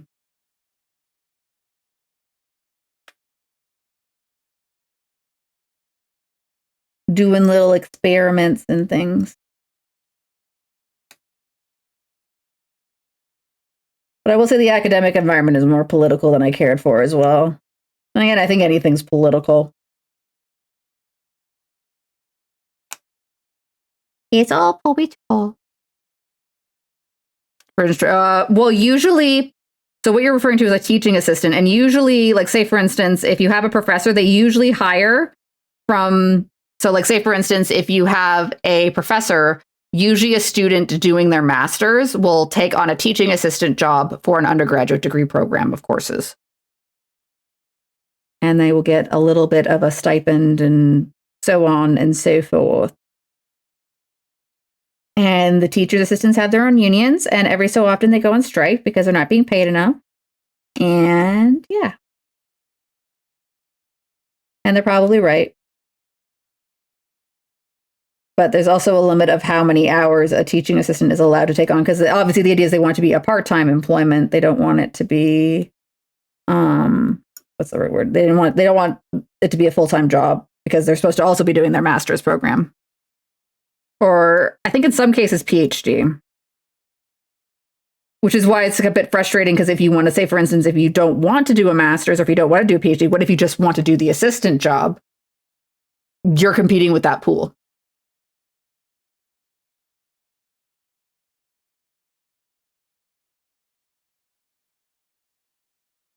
Okay, they haven't got quite.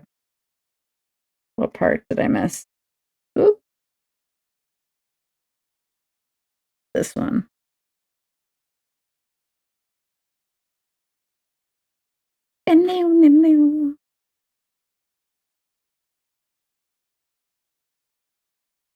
Okay, that takes care of that. And then this last one.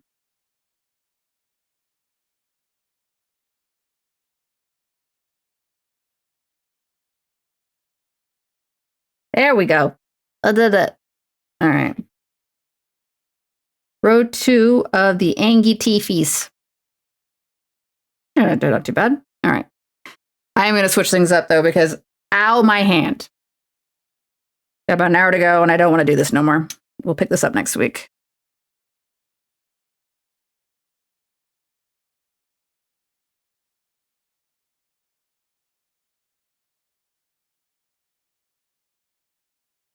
I don't see Feral Beast around. What I'll probably just do is I'll switch to some painting, which will be less on my hands. Less. All right, I'm just going to try and make a little pile of my things. Because I got these things to still cut out.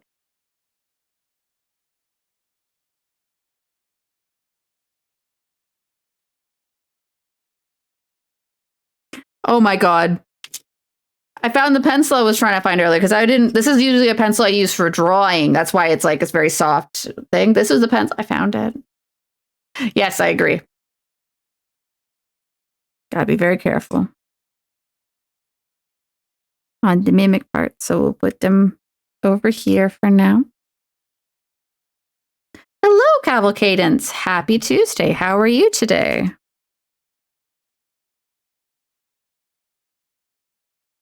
Happy Tuesday. We're just in the progress. I'm going to put the mimic picture away since we don't need that now, but we'll probably need it later. Goodbye, mimic. Okay. So the thing I thought I would work on if I got to painting is, all right, let's bring out the boy. There's a lot of these cables everywhere. So it's kind of a bit hard to see, like cables here, that. So I was thinking of working on painting some of those cables. More cables. So we're going to paint those. Yeah, hello. I will start with the cabling on the arms, if only because they will probably be a little bit easier on my fingies.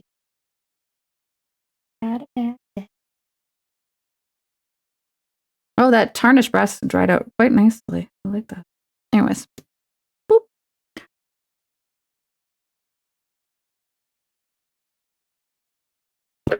Get a brush. Let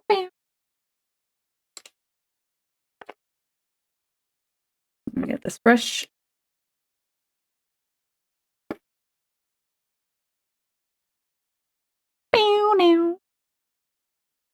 All right, so the choice, I've got two blues that I was looking at for the wire. McCraig Blue or Calidor Sky. Because we're kind of like looking at almost like, whoop, like the primary colors. We've got red. We've got this tan that hits just like a yellow note. So we've got the blue here. I think I'm going to go with the darker blue.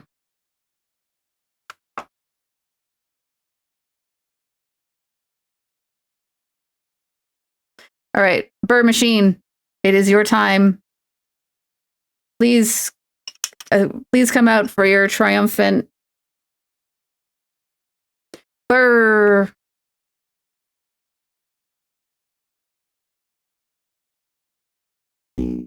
Oop.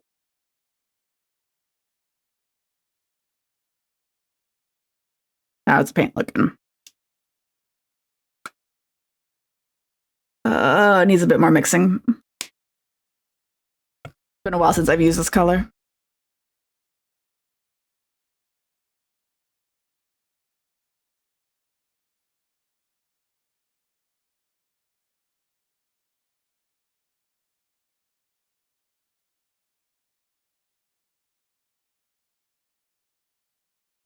Oh, Warhammer thingy. Oh, you didn't have a good time? Oh, I'm sorry to hear that. What happened? You're supposed to go have fun. You're not supposed to not have fun. So you know what? I might take... Oh, no, it's this song. Speaking of songs that make me ugly karaoke every time I hear them. Stir, stir, stir. We're going to just give a little encouraging stir there. Because it's a little bit separated.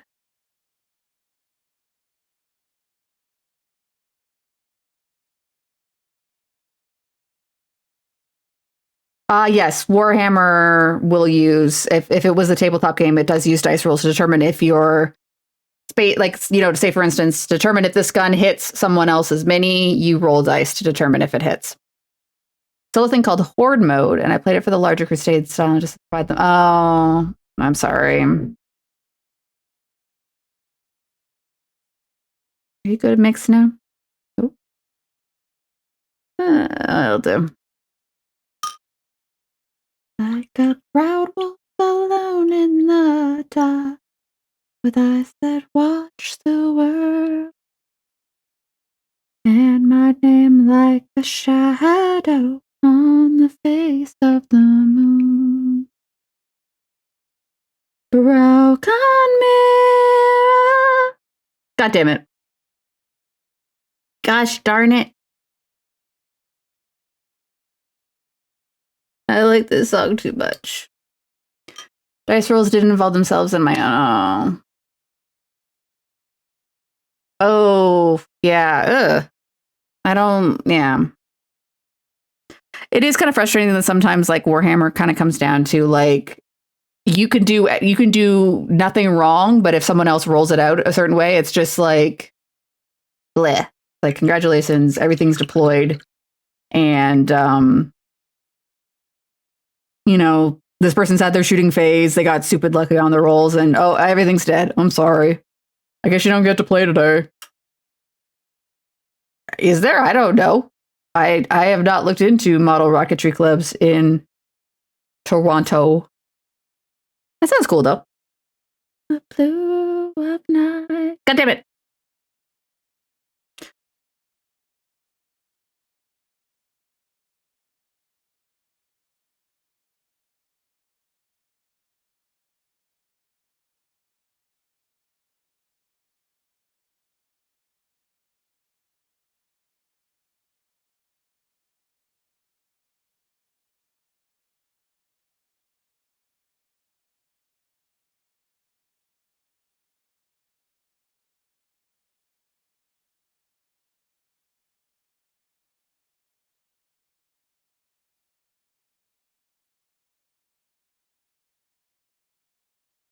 I wonder at what point I'll finally cave and decide to start playing Xenogears on stream.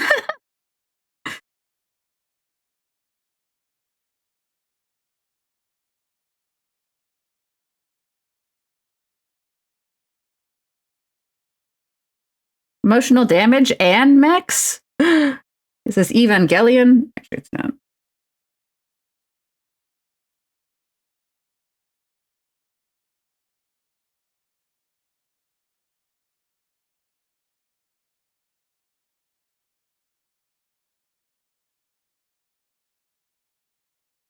Oh, speaking of, I decided what game I'm going to play on Fridays to replace Felix the Reaper because I got mad at it. And or may not be good at it. Ha ha ha. Do you want to know? Do you want me to tell you or should I keep it a surprise? I've like already revealed it on Blue Sky, so it's not really a secret anymore, but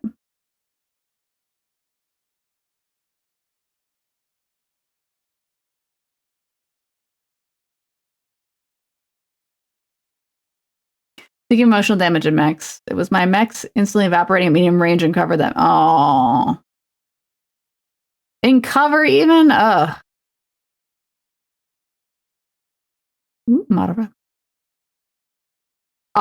They got shot down before they could do anything by whatever the horde is that was attacking them. Attacking the group.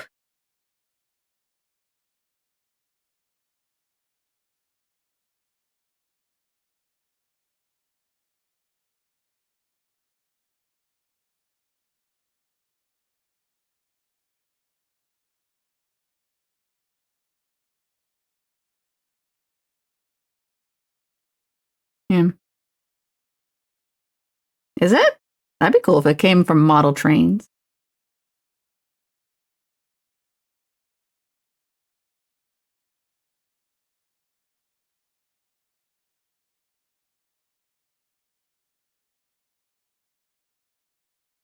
I guess this game came out around the same time as Titanic. Why do you ask?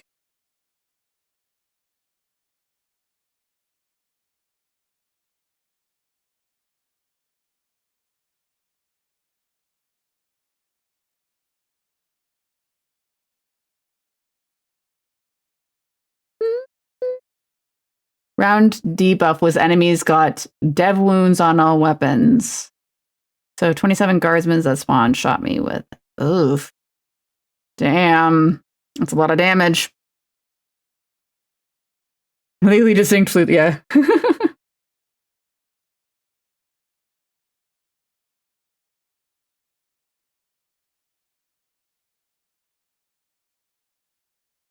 And a little flute too, just in case you're feeling fancy. The question is now also, do I want to do a different color for the more corrugated tubies? Mm-hmm. Hey.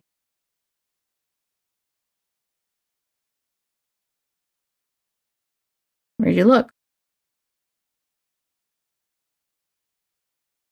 'Cause I've been here. I don't go out. Unless it's to work, I don't go out.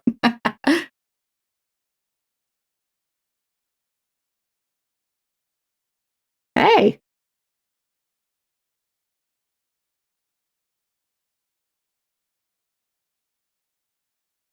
I'm right here, buddy. I told you.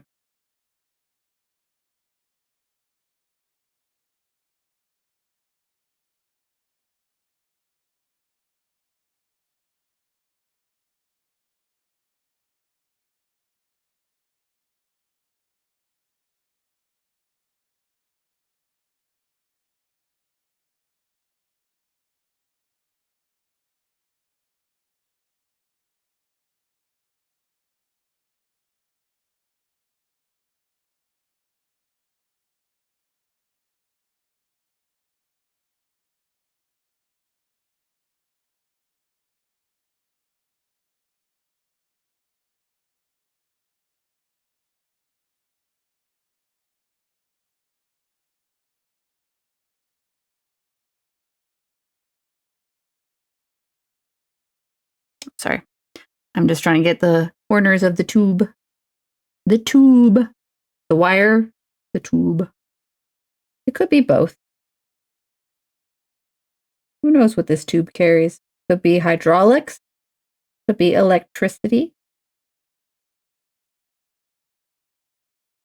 It could be donuts. It's probably not donuts. That'd be cool if a tube carried donuts. This is the tube conveyance system.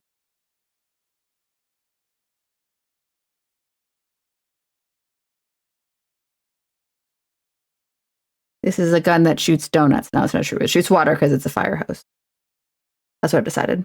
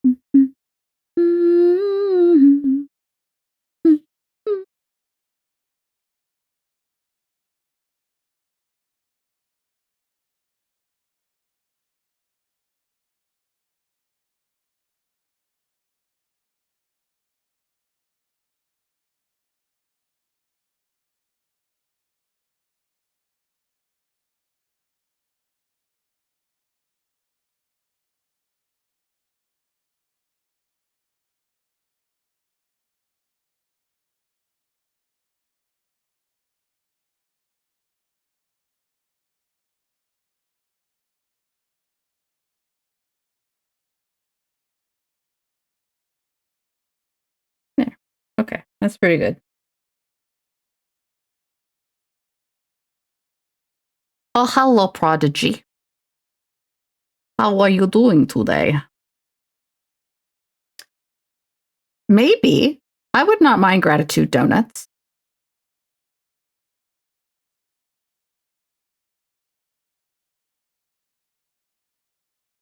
I accept gratitude donut.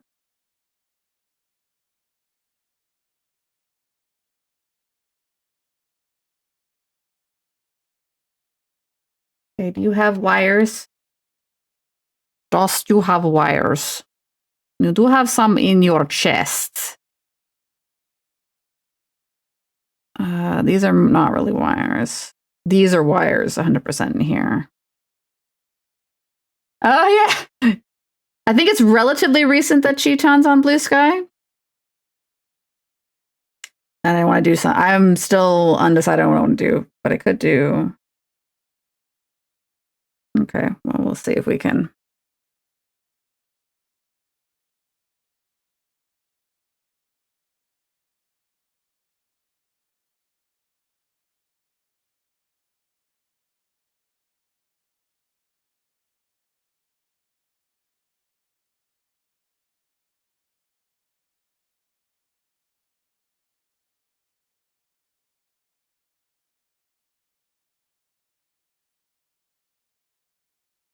There we go.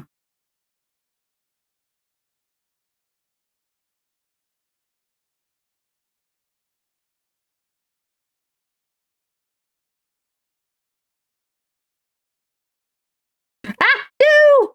No! Oh, well, I can fix that. I can fix it. Is it? I don't know. I just like Prodigy. Also Pendulum. I wouldn't be surprised.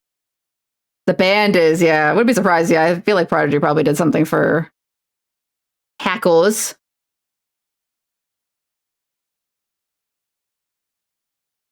I never saw that movie.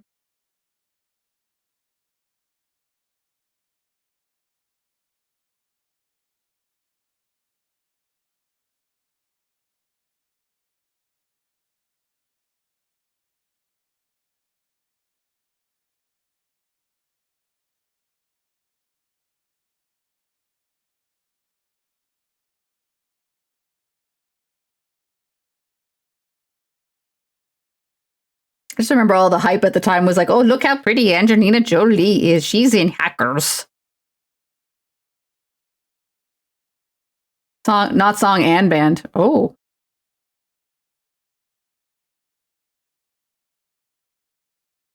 Now I'm confused.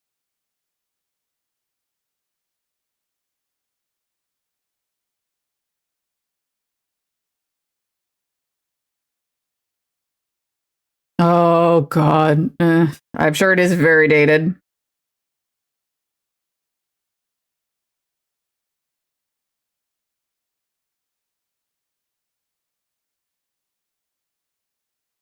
was definitely during the look at how quirky Angelina Jolie is phase. Okay. Yeah, kind of like that.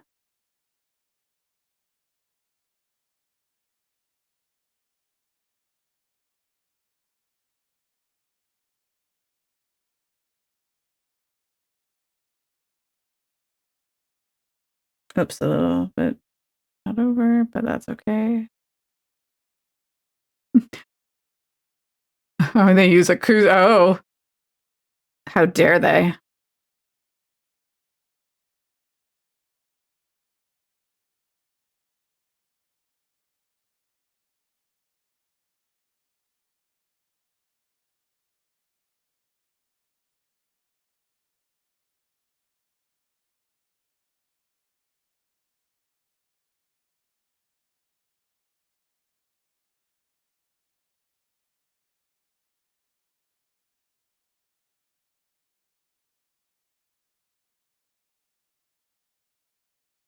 But be careful, I don't want to get any blue on the.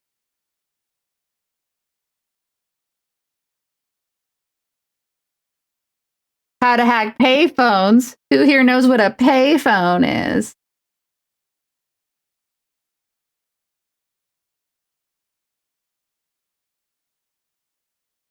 Okay, I think that covers this boy.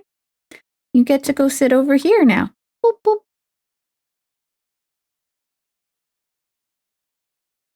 All right, so there's this one and this one.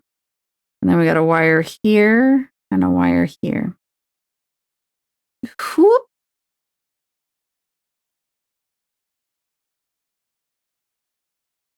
God.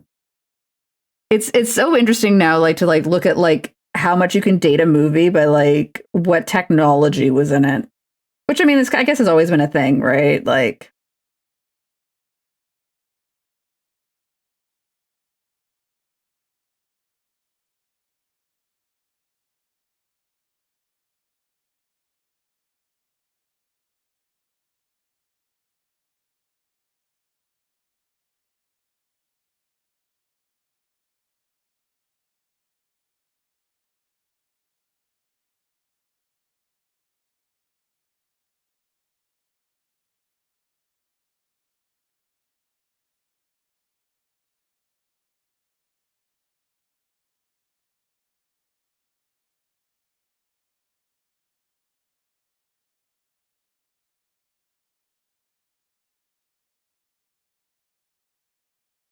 oh, Matthew Lillard, Jesus Christ. Oh God. He is a good actor. I do appreciate him. I think I really like with the exception of Angelina Jolie, I think he's had the most of the career from that movie. I don't know.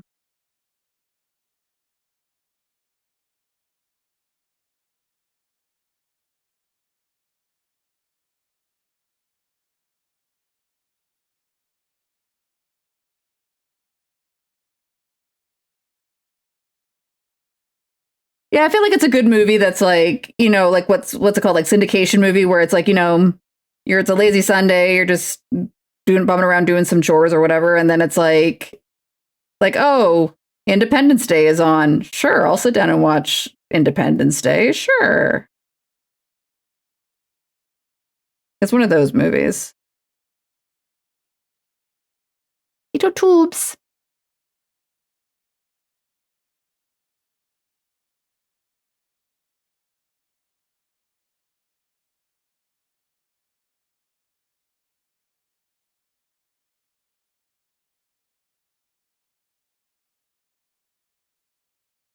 That's a little thick. I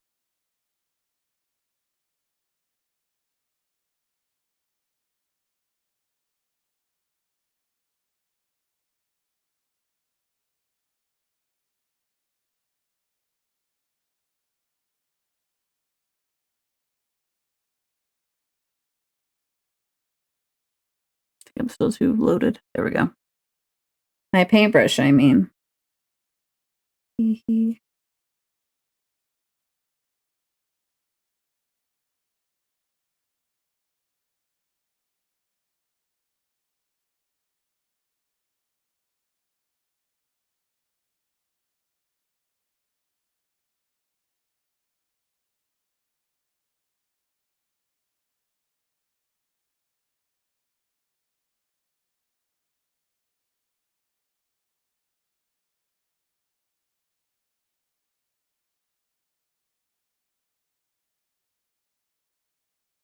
Okay, there we go. That's pretty good.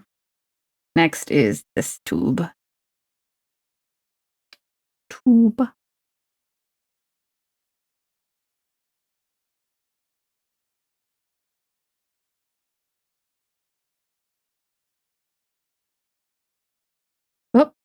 Oh, I smudged. I mean, I'm probably going to be painting that over anyways, but bleh.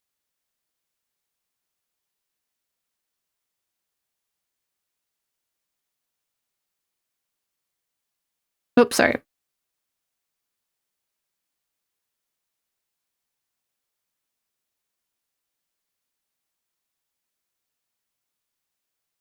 Independence movie is a movie I feel like is also one that's aged weirdly. Because it's like, it was definitely a pre 9/11 movie, if you know what I mean. I don't know if it would have made it out if it had come out after 9/11.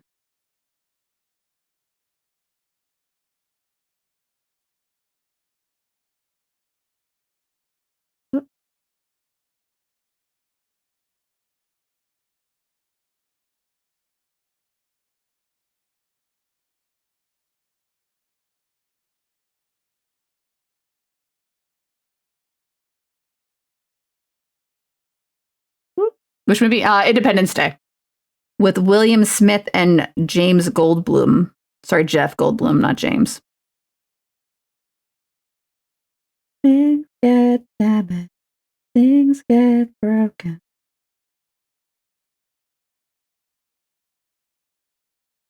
There we go. Oop. Independence Day.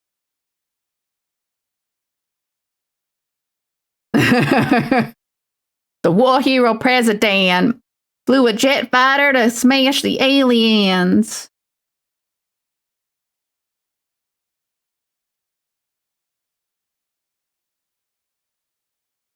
And how did they defeat the aliens? They hacked it. Because Jeff Goldblum is a hacker man.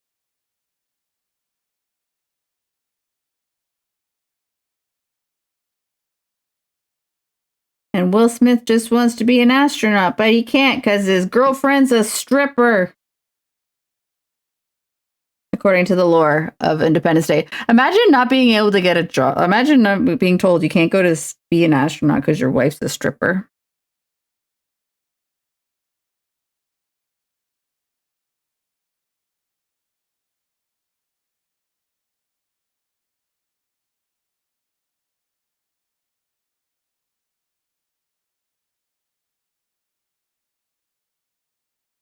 I'm sorry, you cannot be an astronaut.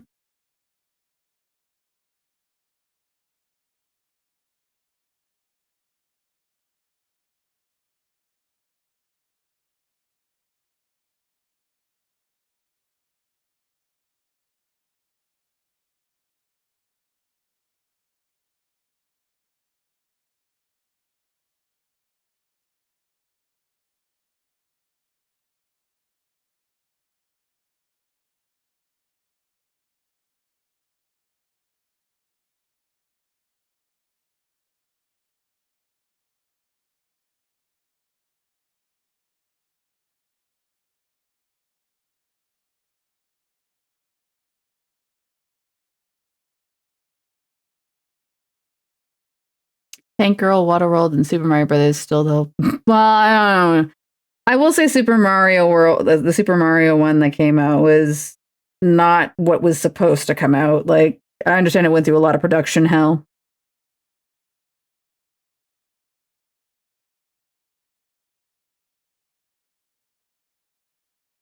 Because they wanted to do something else. And then Nintendo got mad. Or whether they realized, like, because, like, I think it was, like, a case of, like, the directors wanted to do, like, kind of, like, a weird, like, commentary on, like, class and stuff like that, which is fine. But it's, like, like, keep in mind, they wanted to do that with Super Mario Brothers. And, like, at a certain point, the executives were like, you weren't supposed to make a weird movie. You were supposed to make a man who jumps and kills Goombas.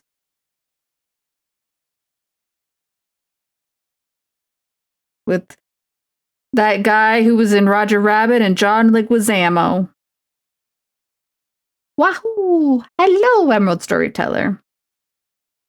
How are you doing today? I think I got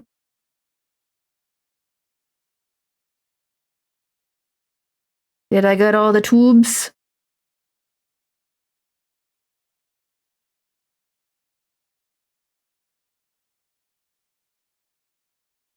All the tubes. Yeah, I think I did. Okay. Tube. Mario. It's true. Canonically, that is his name. He is first name Mario, last name Mario. And then Luigi is Luigi Mario. Don't ask about the rest of the family. They don't exist. So Wario is supposed to be like, is Wario supposed to be like Mario's evil clone or just like an evil version of him? Like, what's his last name? Am I overthinking it? Probably. Hello, careful pants. I don't know anything about beautiful people. Yeah, everyone here is beautiful. Beautiful people, how you doing? All right. What part do I want to work on next? I mean, there's the tan lines, but I don't that's a custom mix paint and I'm only got a half hour left, so but what other parts can I do? Oh, I can do some railings. Oh, I don't want to work on the railings yet. No, I don't actually. Gotta try and like think about this in terms of order of operations, you know? There was a tube that I missed. A tube. A tube. Got your play collars done. Ooh, 20 inventory. Ooh, that's a lot of work. Sorry, Pem does? Oh, hello, Necromancer. The 41st millennium, for more than 100 centuries, the Emperor sat immobile on the golden throne of Earth. He is the master of mankind by the will of the gods, and a master of a million worlds by the might of his inexhaustible armies. Welcome to the grim, dark future. Anyways, hi. Oh, it's you doing hobby stuff? That's cool. It is something like something I like to do sometimes is like, you know, like you do like hobby party days where you just like get all your friends together and you're just like, it doesn't have to be the same hobby, but everyone's working on a hobby. Oh, my paste, it's wet. It's too wet. It's too wet.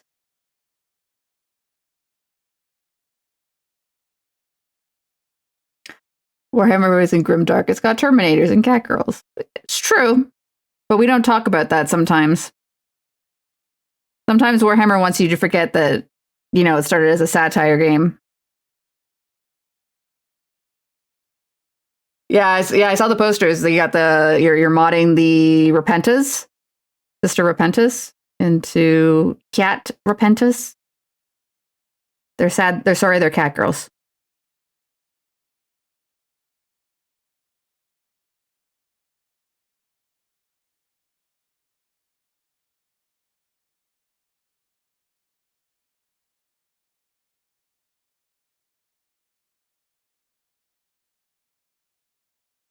Imagine being sorry for having to be a cat girl. Yeah, the Repentus is a pretty big unit. Because they're meant to get mowed down.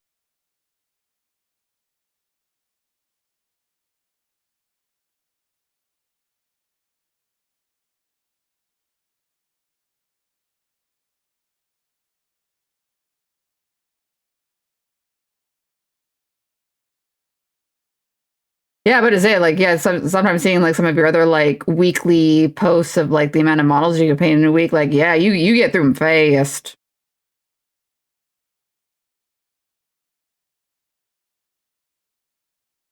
Do the cat girls? No, they don't. In the Warhammer universe, anyone with animal features are mutants. And mutants are technically a heresy. You're not supposed to have cat ears when you're a human, or dog ears, or, you know, multiple arms.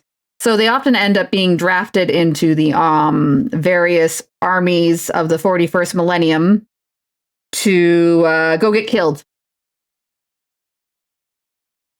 With a Templar. Is the Templar there to make sure they don't run away? All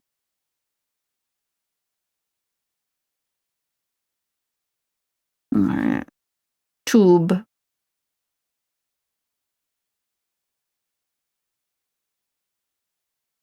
I need to let that. No, it should be fine. Okay.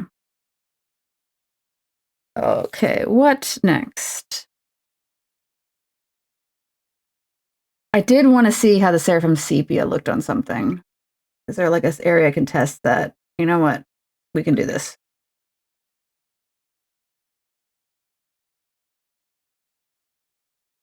Because I need to be able to paint over if I hate it.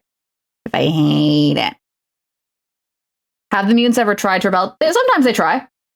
But we are talking about a civilization. The civilization of mankind spans multiple planets and things like that. So there are instances where, like, maybe like in one planet they could get like a foothold and maybe have a rebellion. But ultimately, the rest of the Imperium of Man will inevitably find out and come and get you. You get some rat stuff from Green Stuff World. Oh, okay. Little rat, little guys. Seraphim Sepia. This one. Where can I test this safely? Honestly, actually, no, wait. I can test it here because this is the join. It's likely going to end up covered with a. It's going to get covered by a shoulder pauldron, so it's not going to be visible if I hate it. Dance time. 15 hours life expectancy is for the average normal human on the battlefield. Yep, once they join the Imperium. And if I recall correctly, the lore of the Repenta is that they are former sisters of battle who have done something naughty and are basically sent out to the battlefield with the minimum amount of equipment with the idea of, like, you will be redeemed when you go die gloriously. Please go die gloriously. Please, thank you. Listen, thank you. Which isn't nice. It's not nice. Yeah. Life expectancy for service to the Imperium of Man is, I mean, it doesn't even get into the fact that, like, what was it?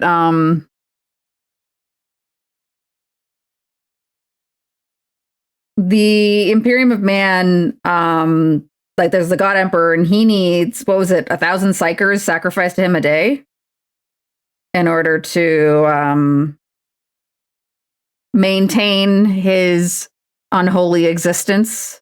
Wait, sorry, glorious existence. Glorious. You don't have to ask about that if you don't want to, Teacup. Converted from a Necromunda kit. Yeah, Sister's kit. Ah, gotcha. All right, so that's my experiment with some of the Seraphim Sepia shade paint. Seraphim Sepia shade paint. Bleh. I can say words. I get the feeling I should. Let's put it this way. It is ultimately it's the Warhammer universe. The answer is always ugh. But what is it made of, Necromancer? What is it made of? Yeah.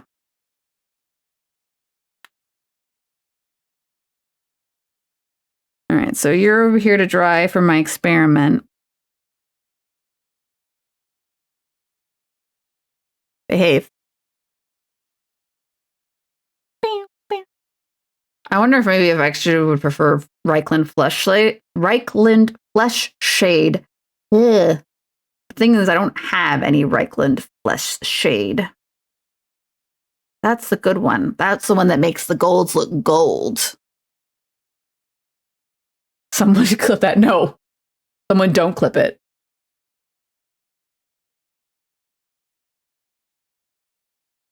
Mm-hmm.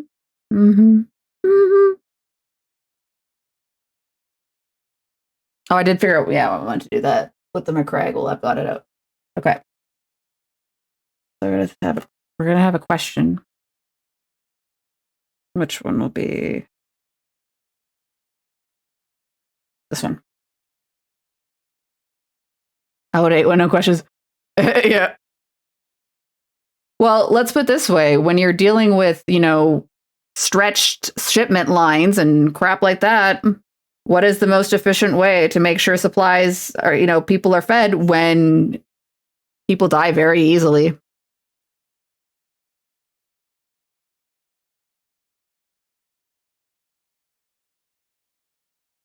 I mean, like, think about astronauts, returning to astronauts. If Will Smith had gone into space, he would have had to drink his own pee. His pee would have been filtered to be water again, but that's because you got to be, you can't bring just a whole shit ton of water into space. That's heavy. And then you have to use more rocket fuel to get the water into space. So they just make pee clean again. Anyway, sometimes you just got to recycle with what you got.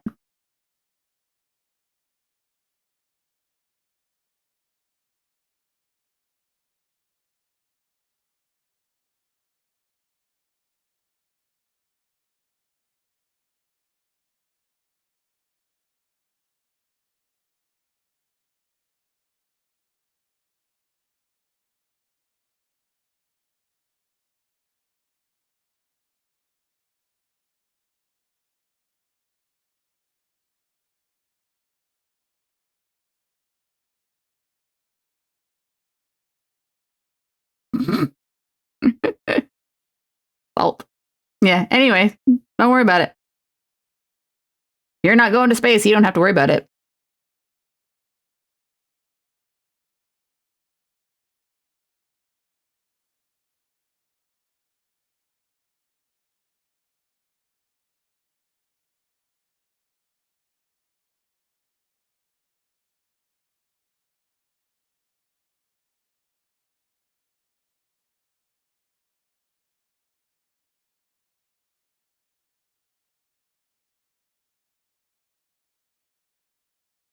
Bam, bam, bam, bam.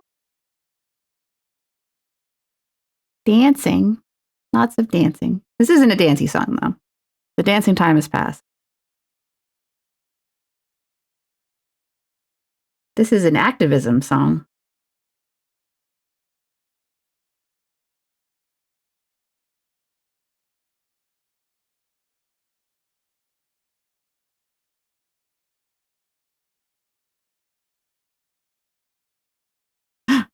Big dancing dinosaur.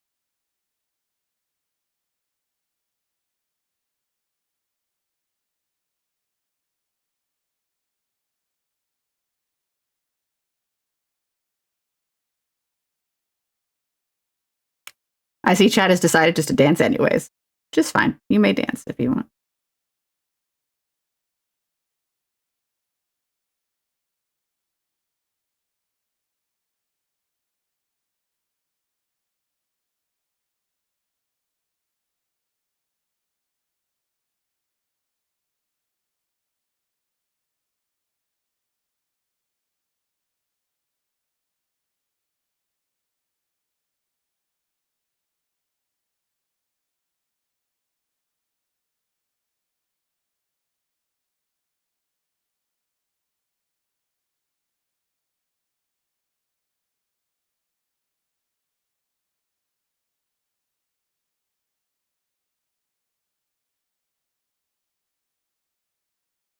Shoulder shift. Yeah, I know what you mean. Yeah.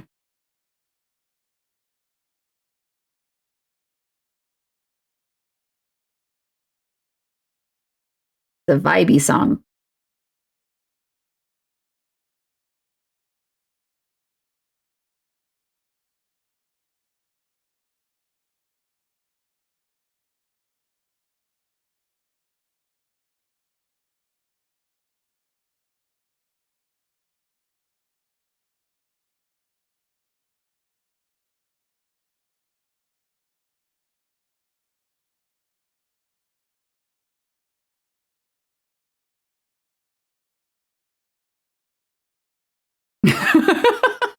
Sorry, just looking up and see butt swinging.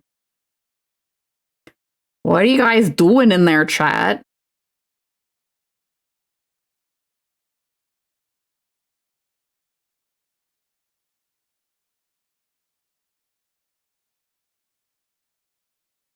Oh, fair enough. I apologize for questioning.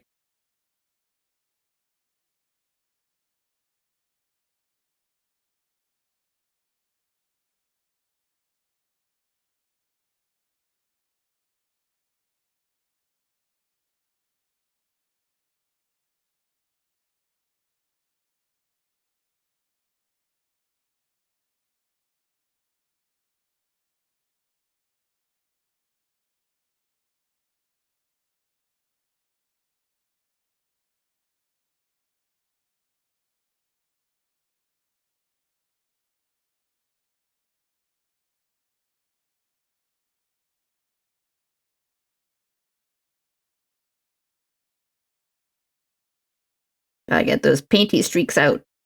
No more painty streaks. Yeah, rise together, we rise together. I do like this song. I think it's a good song regard. Like the message is good too, but it's still a good song. I appreciate the violins. I appreciate violins in most songs. Song gets an instant boost from me for song. That's fine. You're not required. You're painting, so you don't move from the chair when you're painting. You are affixed to the chair. Affixed.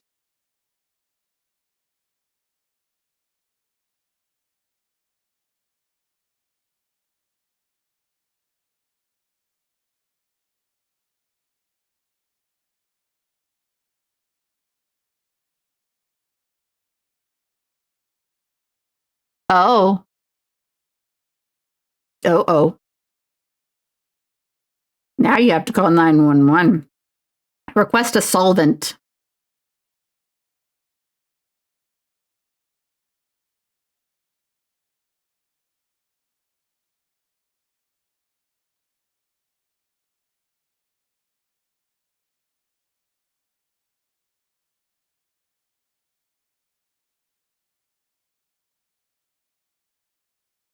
Yes, do not sniff or eat the glue.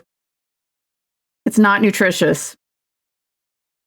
In the hierarchy of things you should not eat, it's pretty high up there.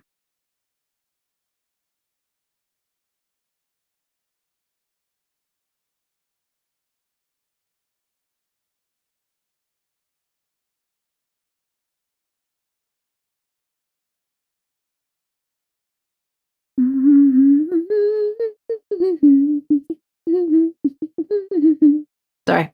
Humming. Your is not encouraging necromancer. You are under strict orders not to. You already have a resin allergy.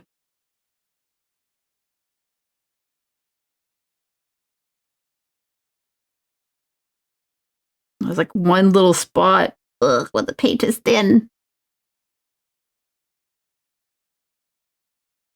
Oh no.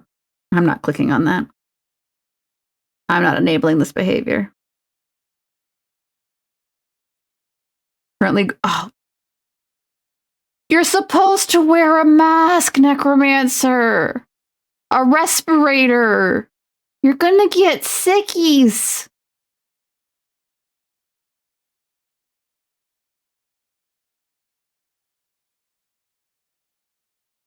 Okay, good. Good. My concern has been mitigated. Whew.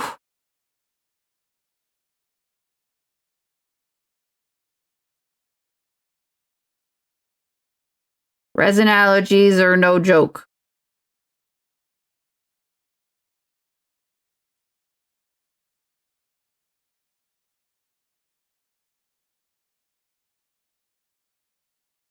Speaking of, I need to get a respirator for working on my. I have a couple resin pieces that I got to clean up, and I got to make sure I've got a respirator for that.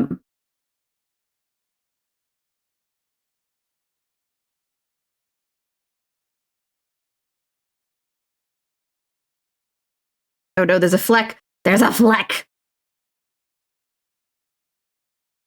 Not a respirator. This is the sound I make when I have concerns.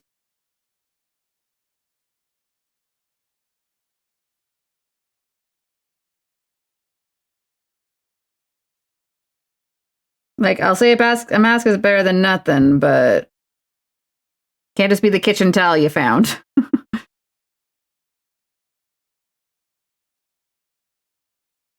Damn. Okay, that's looking pretty solid. Okay. Plus, I have any other colors I want to lay down.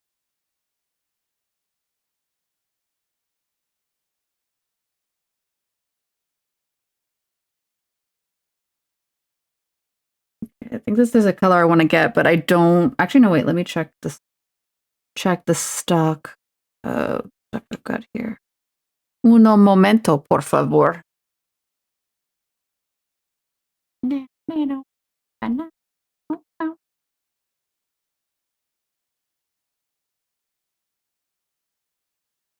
don't want that. Nope.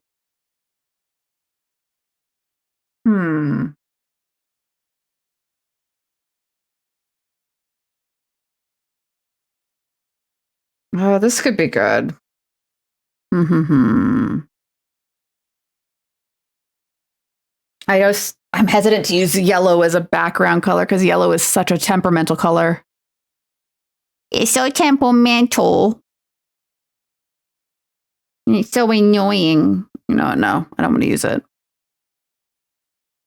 Perfectly safe curse mess. Oh no. What is this link? What is it? What is it?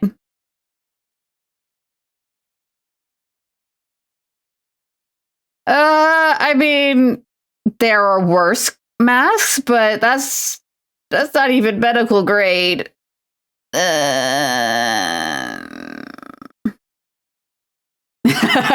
Meanwhile, Tater wants one. How's a filter insert? Better.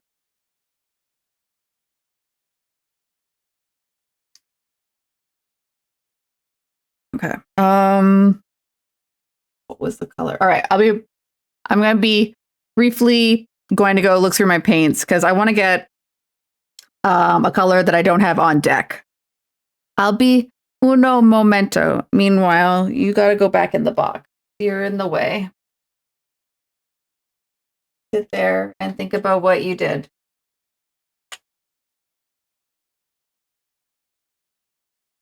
Listen, this mask on public transmission. That is fair, honestly. I will say kudos to you for masking still in public. I mean, I still do for taking public transit and stuff like that, but I know a lot of people who don't. But I'd rather not be sickies, and I'd rather not bring sickies around to the people that I like. So yeah. Uno momento, por favor.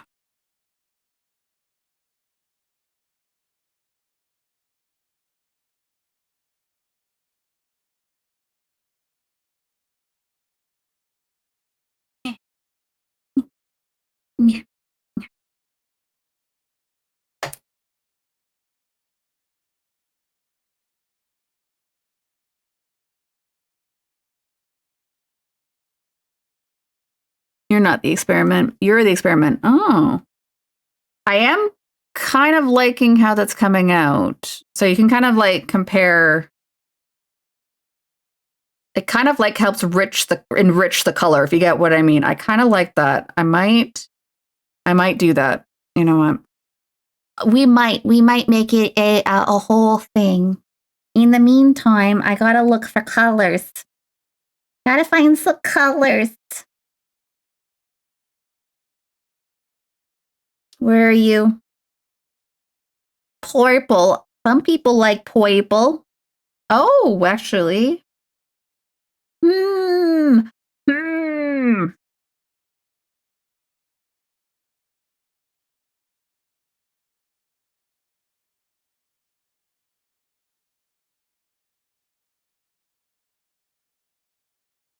I've noticed that I don't have a lot of warm tones now that I'm like looking at my paints. And I think that says something about me. It says I like certain things. Scares the hell out of me. That's all I can say.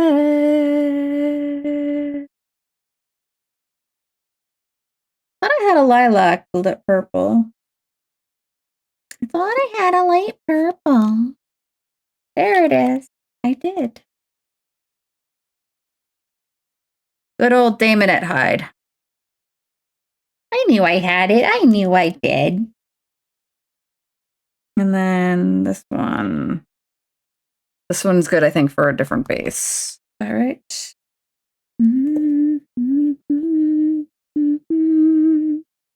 Okay.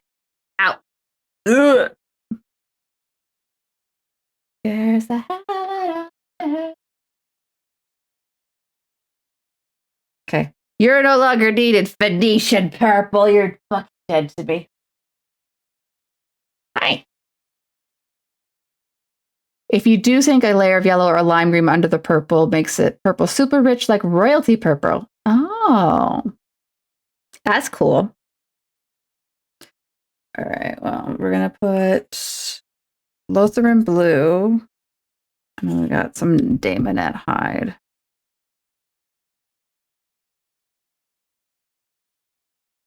I'm just trying to kind of figure where I want all these to go. Okay, so I should probably do Lotharen blue next, just because it's going to be. Oh, that needs to go to Journey on the Burr machine.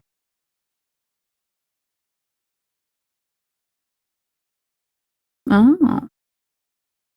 I do have a light green, so I could do that. Let me see what I've got. I'm going to do the Lotharen blue first. Actually, no, maybe I should do the other one now, because I might forget. Hello. So I've got Moot green, which may not be makes Jen spoon or something. Yeah. So you know what? I'll save that for another time, because we're like 15 minutes away from end. So I'll stick with Lotharen blue, because I do want that one for sure.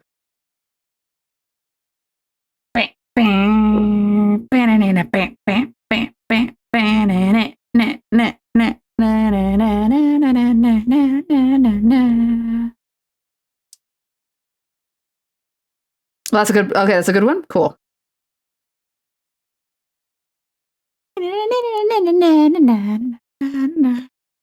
We're just gonna give you a little stir.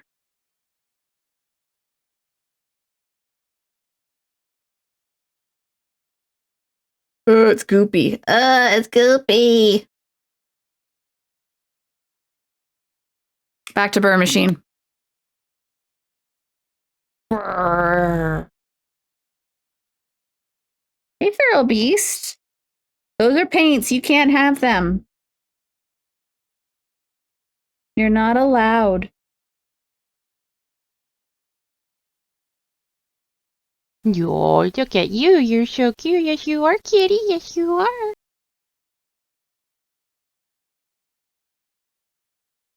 Okay. Ow. Oh, thank you, Necromancer. Stretch. And a sippy.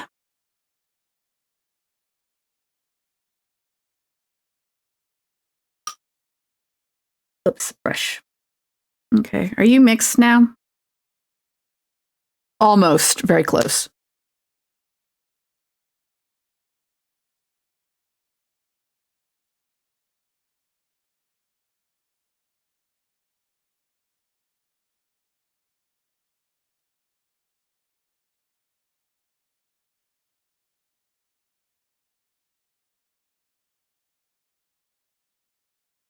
All right. There we go. Yeah, that's probably going to be as good as I'm going to get it.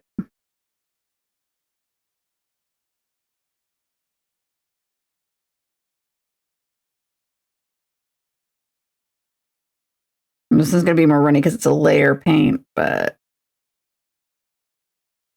I don't think I have any base light blues.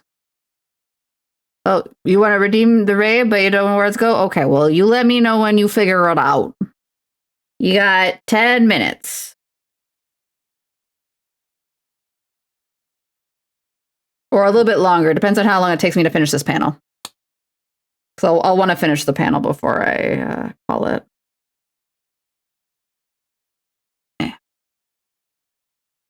Hello. Are you still slightly blue? You are still giving up blue.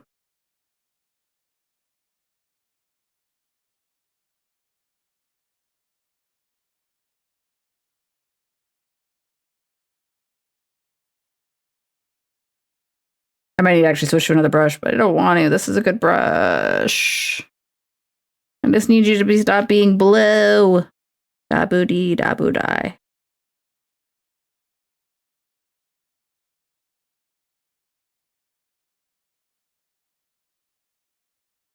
Okay, that's pretty good.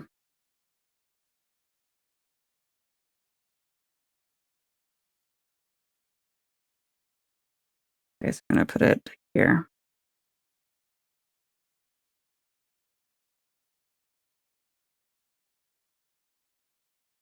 Okay, that's coming out nice. I do like that. Well, hello. Hello, Feral Beast. You've been missing this whole time. Now you only show up at the 11th hour, almost. You want to say hello to your adoring... Oh, what are you doing? Hello. Hello. Sniff, sniff, sniff. Do you want to be an Imperial Knight? Do you want to drive an Imperial Knight?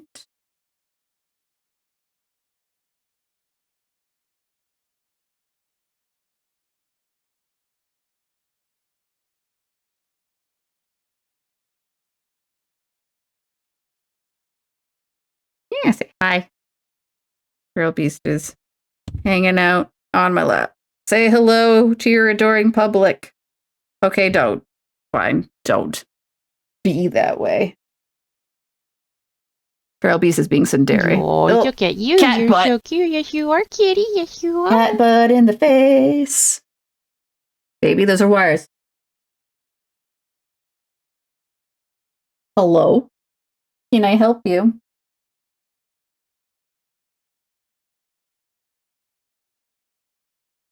You want to paint this for me? You going to help me? Or are you going to try and sniff the paint water?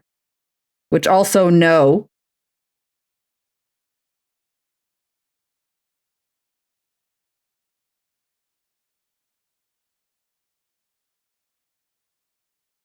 Let me tell you now. Bop, bop, bop, bop, bop. That's who we read? Ferret Software. Okay.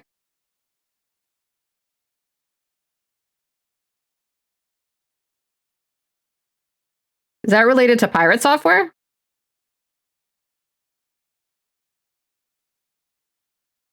Cute weasels and chill vibes. Okay. Baby, no. Baby, no. Baby, no. Okay. Please don't drink paint water. Can you promise chat you will not?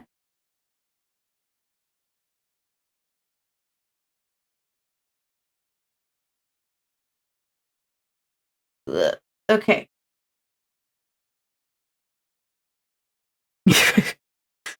Very cool. I thought Pirate Software was in trouble for shit. I seem to recall he did several naughties.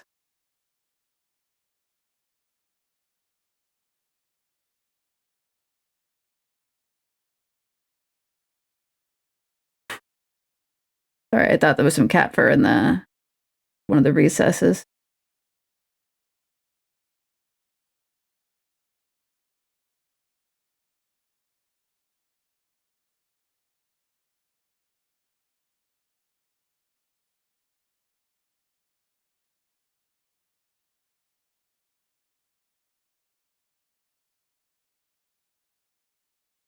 Fair enough.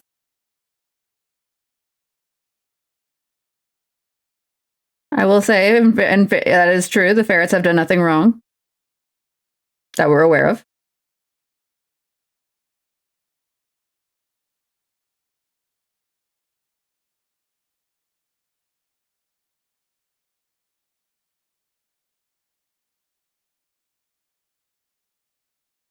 there cat hair in my paint now? Feral Beast, what have you done?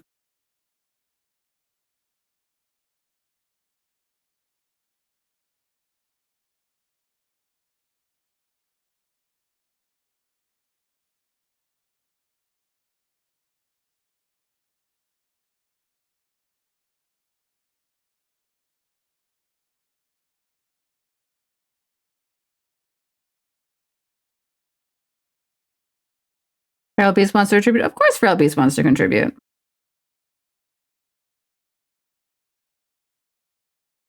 I understand her desire to contribute, but unfortunately her contributions are fur.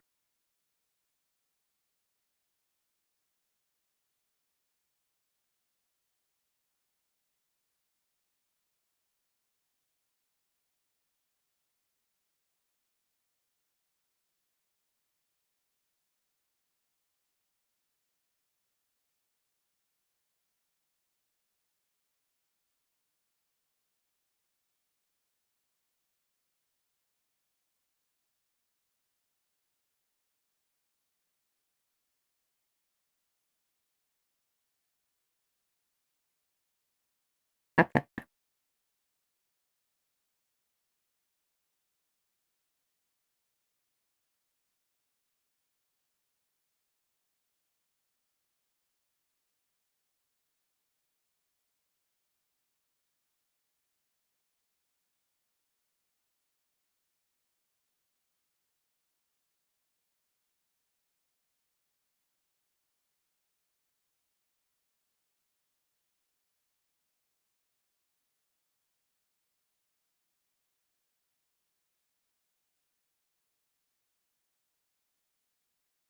Sorry, I'm being quiet again. Does Nugger have a creme brulee torch? Oh. I'm not allowed to play with fire.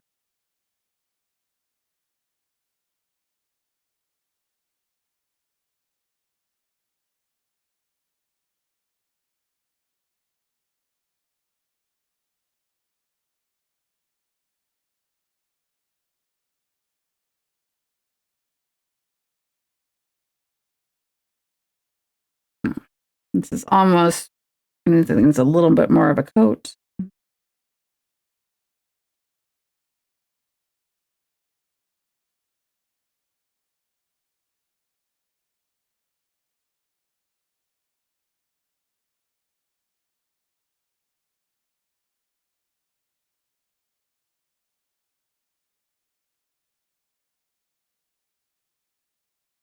That man's being talking trash.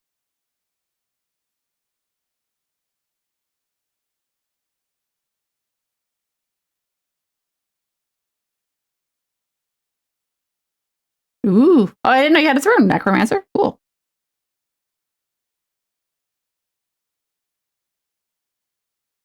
Oh, I forgot to do the thing I meant to do today. I had to get one of the bots updated, and I forgot to do it. Oh, well.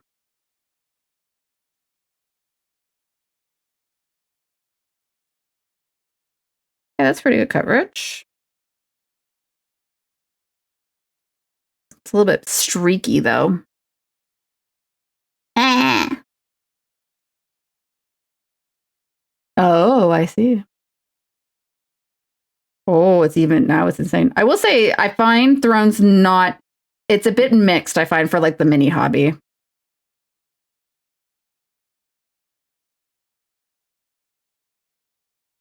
Like I find if you want to get tools, if they're on Amazon, like that, it's good for that. But like if you want to like, what was I going to say? If you want to like get like actual like minis, it's not great for that. I find on Throne. Oh, good. The actual URL. So I'm assuming like it's not like Game Sharp Workshop directly. Skip Amazon. I have GW linked. Oh, interesting. I didn't know you could do that. I can buy directly from GW. Oof. GW prices them a white. All right, I'm gonna put these paints aside. Okay. Well, I think that's pretty good progress. So we got some progress done on the Mimic template, which I can pick up next week when my hands are less crampy. And we got some painting progress done too. So we got a little mix done today.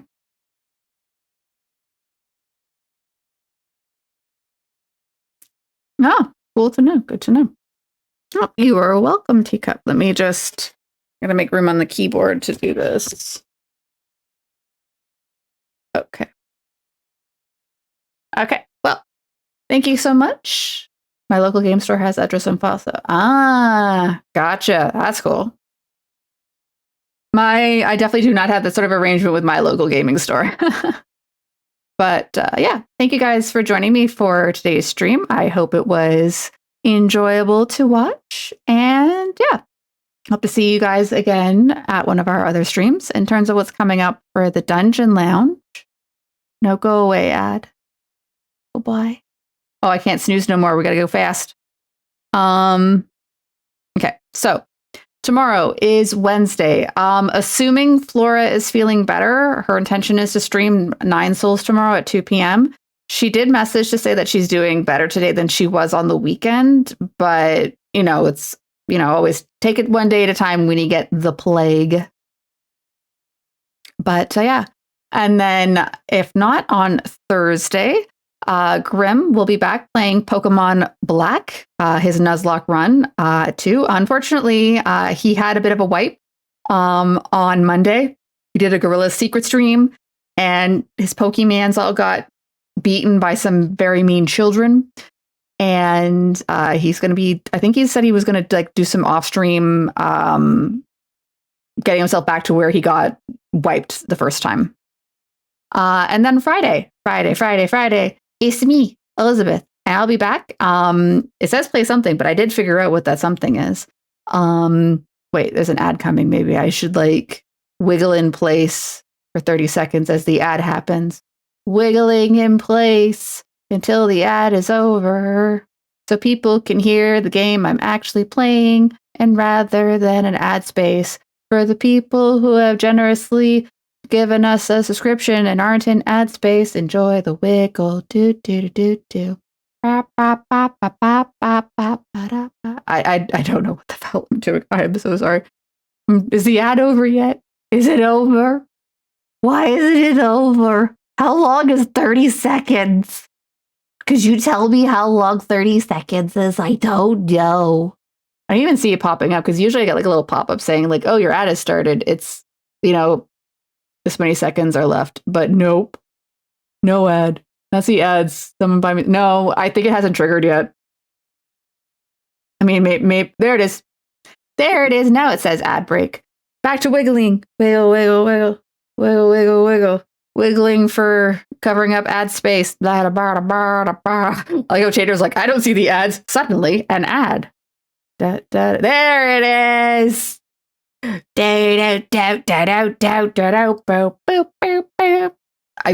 so sorry. I don't know what the fuck I'm doing. Me making mouse sounds does not a stream make. Okay. So according to my little in chat thingy, the ad break is over. Tater should be free now. Be free, Tater.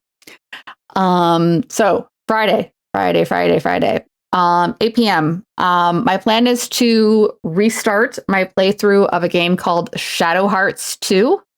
I did, I think, a stream of it maybe a couple of years ago, but didn't finish because I think I got distracted by a different game, which happens. But you know what? Now I won't get distracted unless Hades 2 comes out. But I won't get distracted. I'm going to play Shadow Hearts 2, and it's going to be great. Yeah.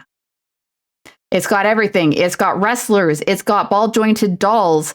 It's got a girl who is stupid. But yeah. So, Shadow Hearts 2, Friday. You should come check it out. It's a good PS2 game. I enjoy it. If you remember, it's the game before Shadow Hearts from the New World, which I believe a few people here might remember those streams. I think that was the first time I cried on stream. Anyways, moving along. No stream on Saturday. A girl who was stupid. She is. I don't like her. Anyways, Grim might stream on Saturdays. I know he's sometimes got a habit of doing that if he's got the time available. And then on Sunday, it's going to be all 4 members of the Dungeon Lounge doing something. Maybe it'll be Civ. Maybe it'll be Valheim. Maybe it'll be something else entirely. Maybe we'll get jet skis and go jet skiing. Anyway, I noticed Nightbot did its Nightbotting, so I'm not going to worry too much about that. But yeah, so I think with all that taken care of, we've got a raid to do. I'm just going to get the name of the redeem. Unfortunately, there's been talking since the redeem was made, so now I have to find it again. No. There it is. Just Ferret Software. Okay. I couldn't remember if it was goodbye. Yeah, goodbye, everybody. Hope to see you at one of our other streams. How do you rate again? There we go. It is a day. Do. There we go. Oh, wow. There's a lot of people there. Oh, God. I'm intimidated. So many people. Please be nice to me. Yeah, we're going to the ferrets. Looks like they're just doing some playtime, it looks like. But yeah. Wait, oh. This is Pirate Software's ferrets.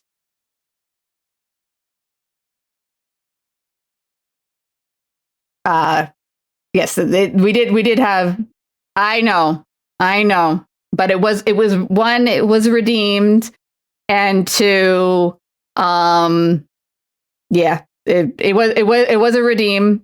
So I do want to honor the redeem, and yeah, I know Pirate Software, but yes, with the caveat, we know Pirate Software is poo poo. So